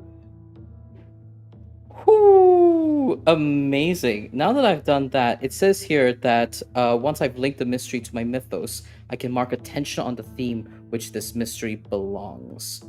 I'm shocked by the discovery to the point of rejecting my mythos, which is the fading bit. And my questions are answered. How many questions do I get to ask you, Connie? So that's actually... That particular move is for when you have like definitive answers about what's happening here. You're kind of just peeling back layers, Gotcha. the very first layers of this mystery. You can still mark fade because of what has just occurred within you. But we're not gonna... The current mystery Gotcha. is where the hell is everybody? Right, and we haven't... Yeah, Where what the the hell fuck- is everybody? Yeah. What the fuck is going on? Fantastic. Yes. I reject my omens. And I think... So, remind me again. So, we have the dais that is meant for ascension. We have also a path forward. We have a bridge. And does that link to a higher area? Yeah, so the bridge curves, right? It goes up, it has an apex, and then it presumably descends and links this town square to another floating platform, maybe like a half a mile to a mile away. But from just based on how far away the bridge is, all you can kind of see is up to where it curves to the apex. You don't see a drop down. Sayer looks over to Zynon and Lumira, and I think you see his like eyes, the pupils of his bright blue eyes like widen for a moment, and then he just like clears his throat and shakes his head for a moment. His tail slows, and he turns over to the both of you, and he says, "Well, this path is blocked. No one said anything about walking upward. Maybe there's a different area, somewhere we can sneak in. Take a better look." Zynon is fully staring at Seer when he turns around. He is analyzing all of their nuanced action because in the past, this is where the fire comes from and the strange sentences that don't match with the conversation. Right? I mean, if this place is desolate and quiet, then further up we might see what's going on, maybe get a peek. And if it is blocked, maybe there's a different way to undo. Seer, did you see some? See something? You know, did you The thing that you get a... Yeah. Oh! That. No, I don't. And like Sayer like licks the top of his like index finger, puts it up to the air, takes a deep breath in and exhales. No, I don't feel any omens here. I don't really feel any of that right now. which is why I'm thinking we should head upwards. Maybe there's a different area that Lumira could take a look at. And I mean, you always say to me, Lumira, that if there's one area of magic that's blocked, there's always another way. Right? Lumira looks just briefly oddly impressed that you listened and remembered. But that mask, as soon as it appears, it slips right back down. Right, Sayer. Smart. And she will turn and gesture for them to go ahead. I follow your call. Great. And Sayer looks back at Zynon, kind of trying to parse through whatever door that he stands behind. Shakes it off. This is not the time. And he adjusts his cloth across his torso, adjusts the fabric, and says, "All right, I'll take point, just in case there's anything else lurking or the mist shows up." Gotcha. And I will take point, and I will begin marching across this bridge and help lead Nova upwards. Before they Okay. walk on, Sinan looks over to Lumira like, "Did you just see that?" Lumira just looks at Sayer a bit confused, but also she has that look. You know that look when she's on a mission. It's very tunnel vision. So she gestures for you to follow behind Sayer. I'll carry Sinan the dips back. his hat and just walks. Okay. Strike Team Nova, led by Sayer with Zynon and finally Lumira bringing up the lead, you start to cross the bridge. So this is one of the smaller bridges in the City of Heaven, relatively speaking. It's not big enough to hold like a miniature city with buildings and courtyards, but it's certainly wide enough to support at least 8 to 10 lanes of traffic. Easy. So as you continue walking up these huge marble flagstones, you notice that the bridge in front of you arches up very gently and then, again, presumably down to connect the square that you're leaving behind to another plaza. But again, the view of the other side is blocked by the huge span of the bridge and how it ascends all the way to the top. As you walk, you notice that this festive atmosphere extends to this empty bridge. There are lanterns on every strut of the balustrades. You see burnt out sparklers and firecracker shells on the ground. You even see ox carts with no drivers, no oxen, and a lot of palanquins with broken ribs from where they presumably just smashed onto the ground and then toppled over. There are more palanquins than you might expect here, and usually palanquins are vehicles of some prestige. They usually carry some important people inside, and there's quite a lot of them on this bridge. Well, something big just got interrupted over here. And they just left everything. The animals are gone too. Huh. I want to look in the peek in the cars, like the ones that Sure. are Yeah. Yeah, I would definitely want totally. to look inside, see if there's any type of evidence of like someone. Is there belongings that are left behind? Did it look like someone Absolutely. fled in fear, or was it intentional? Is there any Yeah, traces behind? Are you going toward the ox carts or the fancier palanquins? Fancier palanquins. Okay, yeah, as Lumira cuts across to these vehicles, what about Zynon and Sayer? So Lumira's saying to us the palanquins. There are ox carts. I actually want to go further ahead, just so if there is just danger scout ahead. Yes. Yeah, it's just because if there's danger ahead, I should be there. That's my job. That's my role here on Strike Team Nova.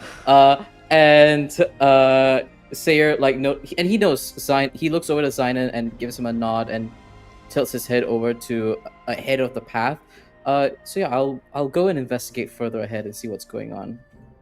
All right. Sounds good. Yeah. Not too Sayre, far. you scout ahead. What about you, Zynon? Yes. Zidon was gonna stop and help Lumira, but then when Sayre's like, I'm gonna go ahead, Zidon's like, okay. And he, mid-thought, turns and goes towards the ox cart. Excellent. Let's start with Lumira. So there are multiple palanquins, and you peer through as many as you can to find as many clues as you can get your hands on. So all of them, as you kind of like go from place to place to place, you see gold-plated wood, you see vermilion decorations, you see soft silk cushions. Like, this is cushy stuff. Like, this is really expensive. It's really nice. And a couple of them, you're kind of like fiddling around with, you know, knobs and shelves and compartments. You find a particular palanquin with a compartment underneath where the person would sit on. So it's like underneath where their legs would go. You pull it open to find all sorts of goodies. Like, you see bolts of silk, you see bright glimmering gems, you even see like reams and reams of prayer paper written in golden calligraphy. They seem like magical blessings.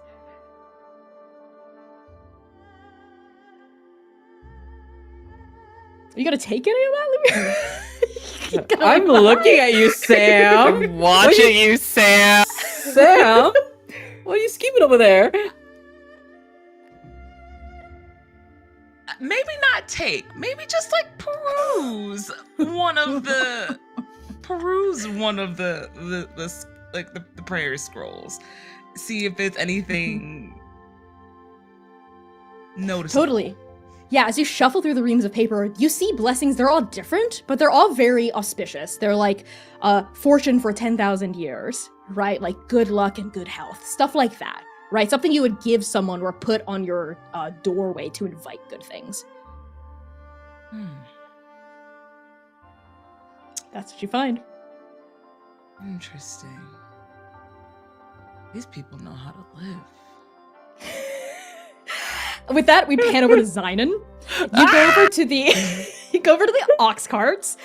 One of them in particular has toppled onto its side and has spilled a crate of precious riches across the bridge. You see golden nuggets just glimmering on the path in front of you. Again, bolts of silk, tangerines. You also see bowls of rice that have spilled, and the rice has fallen all over the place. You also see vegetables.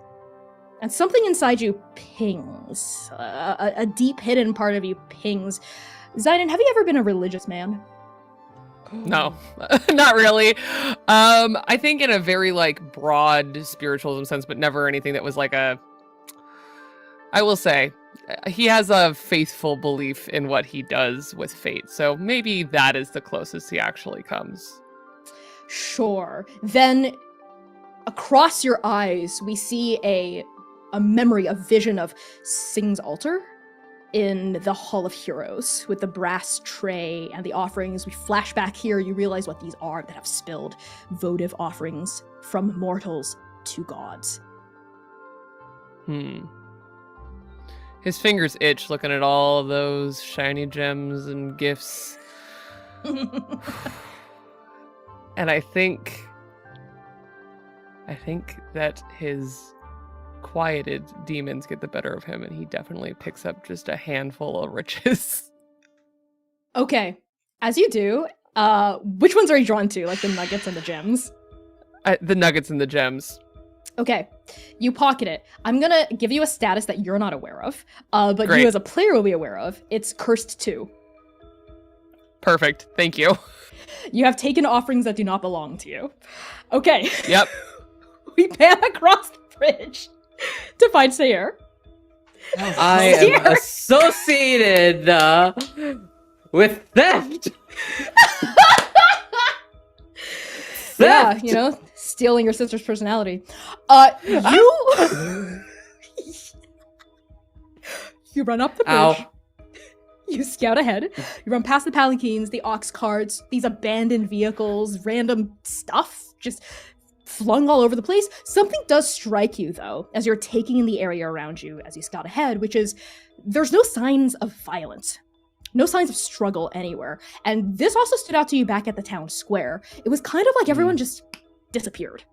right? It wasn't like someone came and slaughtered everyone. There's no blood, nothing. Even the things that are broken seem like they were in the middle of being set up, and then the people setting them up vanished, so they smashed back down. Gotcha. And how far does this path, like, I'm looking ahead, I'm seeing that none of the violence is here, and I'm looking at the way the paths move. And as far as how far does my eye and my gaze cast before I have to kind of like move further ahead to know what's going on? Like, can I see? Because I know this is a tiered city. Can I look like upwards and see if there's any activity? Yeah, sure. You see all around you huge granite peaks, like mountain peaks, soaring up even taller than the platforms you're on, and they round out. Some of them are like several hundred feet above your head. You look over the edge of the bridge and you see other platforms several hundred feet beneath you. And this city is like multi-tiered, and you're somewhere in the middle, right? And no matter where you look, aside from the occasional passing cloud, right, the whispering of wind, the trickling of water, like great bright veins spindling their way across the city of heaven, you don't see any movement. Okay. You do, however, see something interesting as you continue moving forward. Oh no. You walk for about a quarter mile, and then you see the apex of the bridge in front of you. And you see that at the very top of the bridge, there is a 80-foot wide hole just blasted through the stone.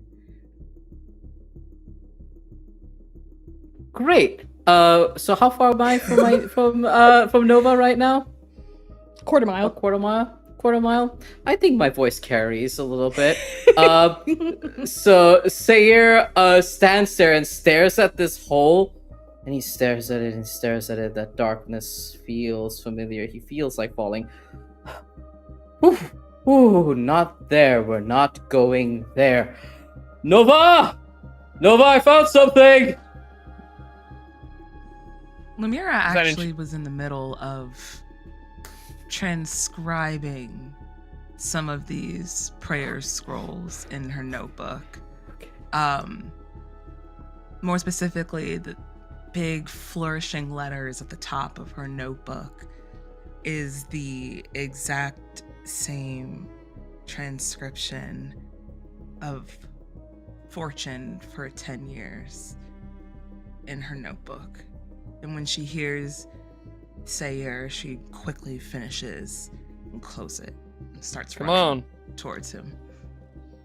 I'm coming. The two of you catch up very quickly, and you see exactly what Sayir sees, which is this huge fucking hole blasted in the middle of the bridge, like a yawning chasm between where you're standing and the other side. Please, there's tell a hole me you here. found this. You don't say. And Sayir like looks at the both of them and is like, I didn't do anything. I just walked up here and it was here. I swear. Oh. That's fine. I tilt over and look downwards. Can I investigate and see what I see down there? Yeah, you don't even need to roll anything for that. As you kind of tilt over, you see like a dizzying 100-foot drop to the next layer of the city. And there's no pool of water directly underneath it or anything convenient like that. It's just like stone. You do notice something else though. All three of you do, kind of simultaneously. Because there's no sound aside from your own voices, every errant noise that does pass prickles all of your senses instantly. And all of you hear a kind of like low, humming, crackling noise that for a second throws all three of you back atop Storm Chaser, the humming of the voltaic runners, and then you're back here. And your eyes are drawn to a spear. A beautiful brass spear, kind of just cast off to the side along with the rest of the rubble from this area, wedged between a rock and a smaller rock, and it's kind of sparking. We'll Do not touch anything here. Oh. It seems like Zidon. some of this stuff is... So both Zidon and Sayir, I think, both their faces like fall. I think we both have the same idea of like, Yeah. I think some of these are offerings to the gods. You think here. that spear and the giant hole is an offering? You think that stick in that hole is an offering? Connie! Sorry, I'm 12. Go ahead. Well, I must be 12 and a half because that took me out for a second. Hold on, give me a second. I'm back. No, but I do think that maybe belongs to someone who could possibly know something. Well, there's no one here to claim any of it, so whose is it if there's no one here? Are we not here? Then it's ours. Sayre kind of turns back to the both of them. It's like, well, regardless, we should take a look at this, right? And his eyes are desperate with a deep sense of pleading. He's never afforded this role of peacemaker, and this is a outfit that is ill-fitting upon him. And he looks at the both of you. Why? I get it. We shouldn't touch it. And he looks back at the sparking, humming spear sat precariously between two rocks. It looks Useful. precarious. Yes, but before we can decide whether it's useful or dangerous, we should get a better look. Right? All right. I don't need you manning battles for me, Sayre. You know that, correct? I know. Not manning any battles. Just a suggestion of the way forward. We're a team. We'll all listen. If we say that we shouldn't touch things, then we That's won't not what I'm touch any talking more about. things. That's not what I'm talking about at all. Every time me and you speak, Sinan, Sayre tingles. And I can see it. You may think you are subtle, but you're not. I know you. Are you worried that I'm going to start something with Sinan while we have a mission? And if you are, when has that ever been in my character, Sayre? Lumira. And like the mask falters a moment. Lumira, no, that's not what I'm trying. And with that exhale, the mask is put back on. It's not what I'm suggesting. I'm just trying to keep us on task, that's all. And it is not in your character. You're right. You don't start things. But rather than debate whether or not a spear is dangerous or not, I just thought, maybe we just go look. Right? Everyone's happy. We achieve our goal. If it's useful, we take it. If it's dangerous, we leave it alone. Muster what clues we get and keep moving. As we do. As Nova. Lumira smiles, grinning almost. It is saccharine, sappy, but does not meet her eyes. Okay. Cool. Now the question is how we want to get there safely.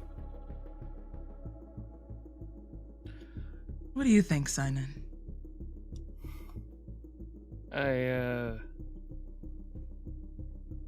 He holds his bow. And he looks around 80 feet, right? Mm-hmm. It's an 80-foot hole. Mm-hmm. And he's gonna look around for some rope. Oh, There's so much rope, Sinan, in all of these palanquins, these carts. It's so easy to find some rope. Yeah. Then he goes and he picks up not one bundle of rope, but like you see him walk over and he just grabs and coils it up, grabs another and coils it up, grabs Wait, another I have a and very coils important it up. question, Sinan. Did Yeah. you get the rope from a palanquin or from an ox cart? Oh, I think no. he gets it from the ox cart because he Okay. trusts that one's made for animals. Yes, okay, then it's regular hempen rope. Okay. And he gets enough. He gets 3. And he pulls 3 of those very heavy arrows, ties the end on one, ties another one, and ties another one, and he is going to try and shoot a rope bridge across. Okay, that's definitely going to be a move. I think it's going to be take the risk or change the game. I think maybe change the game makes more sense. Actually, yeah. So when you use your abilities to give yourself or your allies an advantage, which is rope bridge, roll plus power. So which tags are you invoking? He has a beautiful bow in his hand, the birdsong bow. And boy, as a possession, it is quite something. So the bow, he's gonna try and aim for a sturdy point to anchor the arrows in, using his Deadeye. And he knows how to use this equipment. He's quick and nimble with it, even though he has not exactly been known for shooting a bow. So all 3 power tags for the birdsong bow. Okay, that's a +3. I'm gonna invoke a status. I'm gonna invoke Cursed 2. As you string the bow and try to aim it and fire it, something kind of at the last moment. Which pocket did you store the stolen gems in? I think they're like literally tucked into his kimono in the belt, like where you would hide something in an obi.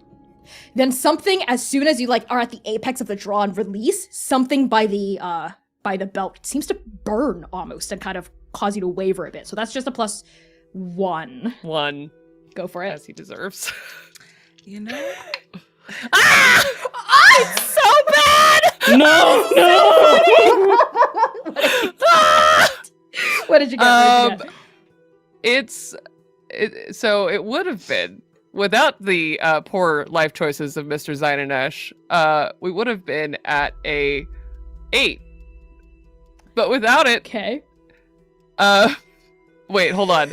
Yeah, it does clear to a 6, and that's it. That's a miss. That's a miss. Yeah. That's a miss. Okay. That's ruthless.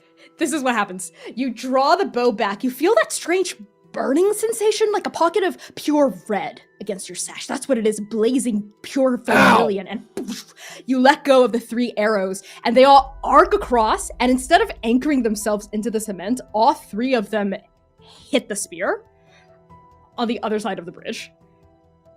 And at first, nothing happens. And then it feels like the entire world explodes as magical energy emanates outward from this spear, sweeps across the bridge, crumbles part of it underneath your feet and on the other side. We see huge flagstones, chunks of stone falling down that thousands of feet drop, and the stones underneath your own feet begin to crumble. All 3 of you are also battered, like you're pushed with thunderous force, maybe like 30 feet. You're flung back, which is a good thing because you would have fallen down otherwise if you had not been flung back to a safer area. And as all of you hit the ground and roll, energy sparking off your form from like the thunderous storm-like power that spear emanated, you gather your bearings and you see that the hole has been widened by like a factor of 2. It's now 160 feet across. And I need all of you to take the status for now, battered 1. It was an interesting idea. I know. You see, he's not even really secretive about it. You see him reach into the many layers that he's wearing and pull out a handful of what is very obviously like golden gems. And just throws them back towards the cart. So, Zayden, you just grab them. They are literally burning hot. It's like holding onto hot iron nuggets that have just been pulled out of the smelting furnace. So you burn your hand if you're just gonna bare hand it. Yeah, and you throw them. They're still glowing like hot coals. So I need you to take a burned right hand status. That's a tier 1. Got it. Making a note of that. Everything's going fine, guys. Everything's going great and fine. So it's widened to 160 feet? That's true. Yes, that's correct. But good news is you're no longer cursed, because the objects are not on your person. Well, shortest curse in a TTRPG. Funniest thing ever. Great. Don't touch the stuff. Sayer looks down and sees like you grasping onto your burning hand, and with a soft smile, it's just like, noted, Sinan. Noted. You alright though? Yeah, I'm fine. You say don't touch the stuff, and Lumira literally sits back, crosses her arms across her chest, and just looks at you.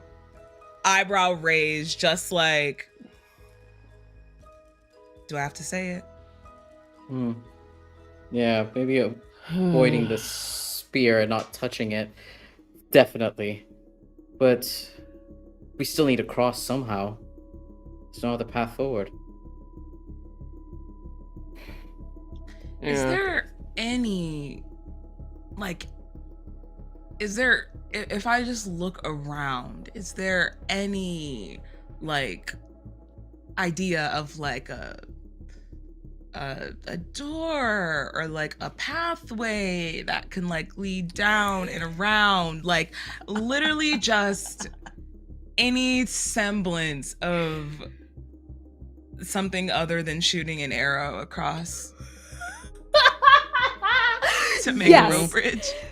It was a great idea. It was a great idea. It was a great idea. How about this? As all of you kind of like stand back up and start looking around, thinking of alternative ways to cross this 160-foot gap, the static electricity in the air has started to die down, right? And like, oh, you're starting to like maybe begin to shake off the fact that you were just blasted onto the ground. And that's when all of you hear very faint, but starting to get louder, a honking noise. Like a bird honking noise, or like a beep, horn? beep.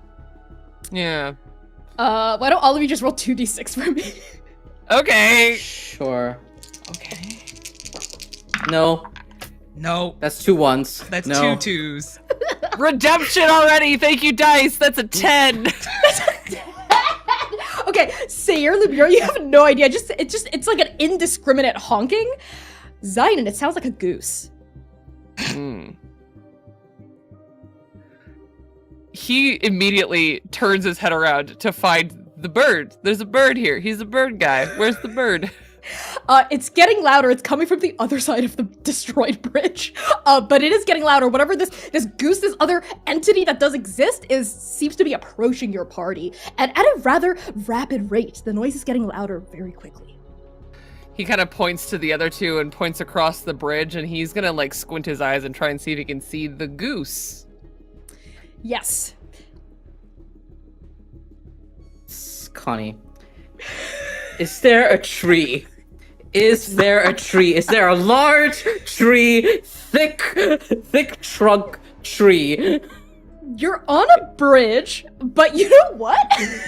You know what? I think it could be fun if there was a tree on this bridge. Why not? Yes. Maybe 30 feet to your right, as a decoration, growing out of the right-handed balustrade is a beautiful, very well manicured peach tree. Great. Is it long enough to maybe make a tree trunk bridge? I think so. Yes. You would have to cut all of it down, though. Say looks at the rest of Nova, pulls out his crescent blade, and like flicks it in his hand, looks at the tree, looks at the hole, looks back at Nova. Are you gonna try to cut the tree down with your crescent blade, Sayer? That's the thought. Honk! I got this. Honk! Honk! Honk! Hello? Hello!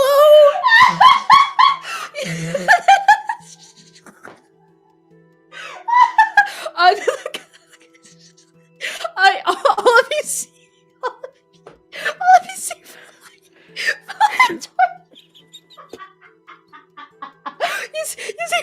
you see flying toward you on the other side of the bridge, flapping its wings very aggressively and insistently, is a goose a regular goose with white feathers, a bill. It's fluttering, half running, half flying a little bit, rather insistently. It looks flustered, aggressive. It stops at the edge of the bridge on the other side, 160 feet away, and all of you see something fluttering in its wake. At first you think it's feathers, but then you realize they're much bigger and more rectangular than feathers. They're playing cards.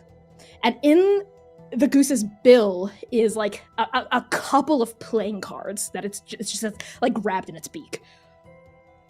And it kind of pauses there. Okay. It twists its small head to the side to look at you when you whistle, catching your gaze across the bridge, and it opens its beak again, and you realize that the cards have been fluttering because it's been honking, and it lets out another honk, honk, honk. Come here. I'm cutting the... I'm cutting down the tree. Sayer will cut down the tree. Okay. Zayden, I need you to convince the goose to come across. We're gonna talk to Bird. Bird. Okay. Good. So what? This is so funny. What tags are you trying to invoke? Okay, so I actually, funny enough, I think have a move that will help with this, which is roguishly charming. He's gonna. You are not about to charm a fucking goose, guy. Okay. Okay, that's a +1. That's a +1. I think that's all he's got. Go for it. Make that roll. For a goose. Hey, 11's not bad. Did you get 11 on this roll? And as a sharpshooter, miss. This is so funny. Okay, 11 you said? Yeah, it's 2 5s with my +1. Okay, that's a strong hit. So on a hit, you choose a relevant status with tier equals power. Your target can either choose to take the status or on a 10+, change their agenda to include yours, at least for the time being. Okay, you know what? You don't even have to make a status. They're gonna change. This goose is gonna change its agenda to include yours. Its beady eyes fix on you, and then it kind of like ruffles its feathers up, you know, like kind of quirks its wings, you know, with its feet, bends and then launches itself off of the edge, the broken edge of the bridge, and starts soaring and flapping its wings in your direction, approaching you. Cards still streaming across its beak in its wake. Sayer, you're trying to chop down a tree? Yes. Because this goose is honking insistently over on the other side. So even though it's heading towards us, we still have no way to cross. So Sayer's gonna chop down this tree. That's true. You know what? In retrospect, a 160-foot tall tree is rather ridiculous. I think you have to chop down several trees and like probably lay them across from each other. But I think that's gonna actually be a hit with all you've got move. Yep. So when you have a clear shot and use your abilities to hit someone or something with all you've got, it's the trees. The peach and plum trees, to be specific. Roll plus power. So what tags are you invoking? I am going to use Crescent Blades as one of my power tags because I am using it to do that. This will not be a hunt, is it? How to hunt? Absolutely not. It's a tree. I don't think so. It's a fucking tree. I do have a power tag of Bulwark, meaning that I'm big and strong. Can that help? Yes, that can. So that's +2. Yes. I'm gonna invoke the status Battered 1 and say that you're still a little winded from getting blasted by that brass spear. So that's gonna be a -1. So it's a +1 total. +1 total. Let's see. Oh, that's nice. That's a 9 on the die. 10. That's nice. Thank you. On a hit, you give the target an appropriate status of your choice with tier equals power. On a 10+, choose 2. You know what? I'm just gonna roll that means you're able to chop down as many trees as you want successfully. Like, when the goose arrives on your side of the bridge, you'll have, like, several felled trees that you've like, pulled off of the balustrade and laid down. Well, I'm gonna ask Kai permission for this. As you're, like, roguishly charming this goose over in our direction, Sayer's gonna, like, surreptitiously walk up by you, grab one of the hempen rope that's like tied by your waist, and he's just gonna take that off of you, and then start tying this while you're trying to call this goose over. Absolutely. Lumira, I need to know what you're doing. while this is happening. I'm so sorry, Lumira. I don't think Lumira has ever been more disgusted by just the pure he-him energy that is being executed across this team right now. You have one that's trying to raise a goose and the other one that's all lumberjack Sam. And Lumira just sits in the background and is like, I know I've missed Sing before, but I miss Sing so bad. She was a balance. Yeah. She was a balance to all of this. This is atrocious. But hey, no hard labor. So Yes. As the fourth tree falls down with Sayer, pulling it off of its former post along the edge of the bridge, the goose lands with a fluttering of feathers and wings. The final card gripped in its beak. All of the rest of it fluttered off the wind, off the side of the massive hull. It lands and it looks up at you, Zynon. Huh? Zynon crouches down and holds his hand out for the card. Okay.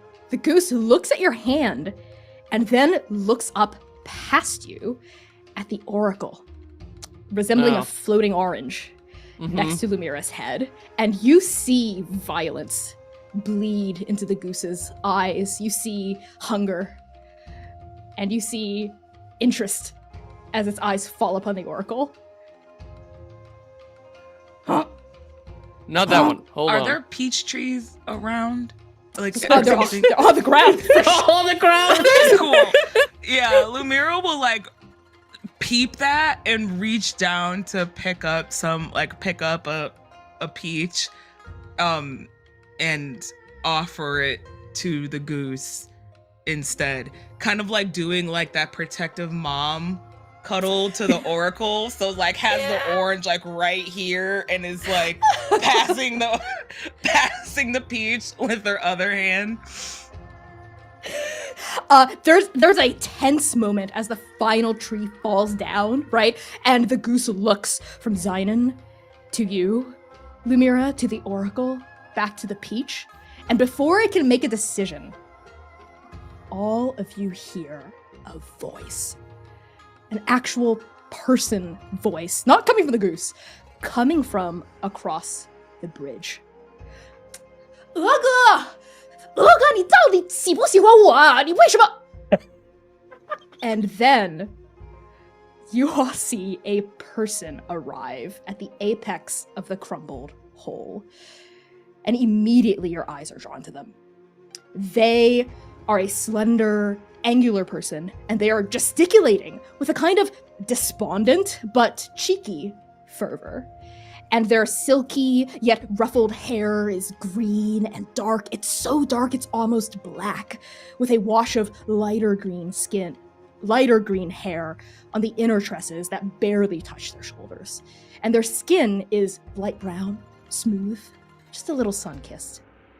They wear this sleeveless dark brown crop top made of hardy silk twill with gold embellishments all over and a fringe of orange tassels right where the shirt ends in front of their chest. And their top surgery scars are barely visible through that fringe, as well as a bare abdomen of lean muscle. They wear a pair of leather arm guards, as well as a long, wide sash with the same kind of gold embellishments on it as their shirt, and a robed skirt drapes from their waist all the way down to their ankles in a wave of dark green, the same shade as their hair, with the hem embroidered in these thin golden clouds. No, mist. Dangling from this person's hip is a drinking gourd, not too big, not too small, tied in place by orange rope. It has a black stopper and coruscating veins of gold and orange across its surface, as though it's been broken and glued back together again, or perhaps just cracked, but not successfully destroyed. and these long orange tassels dangle from their ears, the jewelry swaying expressively from side to side as they move and gesture. And their face, it's sharp, it's triangular, but it's not unattractive, with a broadly smiling mouth and eyes. Such eyes. Bright, orange, alive, with thick, cutting eyelashes that flutter every time they speak and blink. And this person currently gesticulating in the direction of the goose, but stops short when they see the three of you, tiny little dots from their perspective on the other side of the bridge. And they mutter something under their breath that none of you can quite catch, but in that same tongue that doesn't actually immediately parse for you, despite the multiversal translation that the Oracle supposedly has kept going for you. 不可能啊. And this person like kind of looks from side to side at this huge hole, and they step forward as if they're gonna touch the air with their foot, which is covered by just a very plain but well-made black silk slipper, and then they walk across the air as though there's something underneath them. They walk across the air and they finally land in front of all of you. The goose immediately turns away from your party and kind of shuffles behind their legs, rather shyly and protectively, as though they have some kind of bond-like animal companionship relationship with this person. They look at all of you with an expression of open shock, surprise, and then they smile and they bow deeply at the waist. 这不孝的朝臣向您打招呼。尊敬的修士们，请问你们是从哪里来的？ Zynon watched this person descend, and his mind filled in pink platforms under their feet. And as he stood, wiped the thought away, put it behind the same door that he keeps on putting everything behind. He rights himself, inclines his hat. Howdy. You'll have to forgive us. You don't speak the tongue of gods, do you? We're new here. Yes, evidently. And this person looks at each of you, looks at the felled peach and plum trees. Yeah, Sayer's in the mid of like tying them together, and as soon as he sees this person begin kind of like cascading downwards towards them, he is like in mid tying the knot taut. And he's still grabbing onto the rope as he's staring at this person, and that same kind of like look that Zynon had as he watches them kind of like move downward, this beautiful elegance, and his mouth is agape for a moment. He shakes it and still like finishes that knot and begins like dragging the wooden bridge onto his shoulder with the rope that's left over, just so that he can get closer to listen to the conversation. And he just looks around. I think he initially looked at the oracle for a moment and was just like, Oracle, translate, and then realizes it's a different tongue, and then smiles and says, hi. Hello. Who are you? Oh, yes, of course. Where are my manners? Greetings, esteemed cultivators. I am Hun Xiaocheng, the courtier of the four symbols, and, well, until the three of you arrived, the last person left in the city of heaven.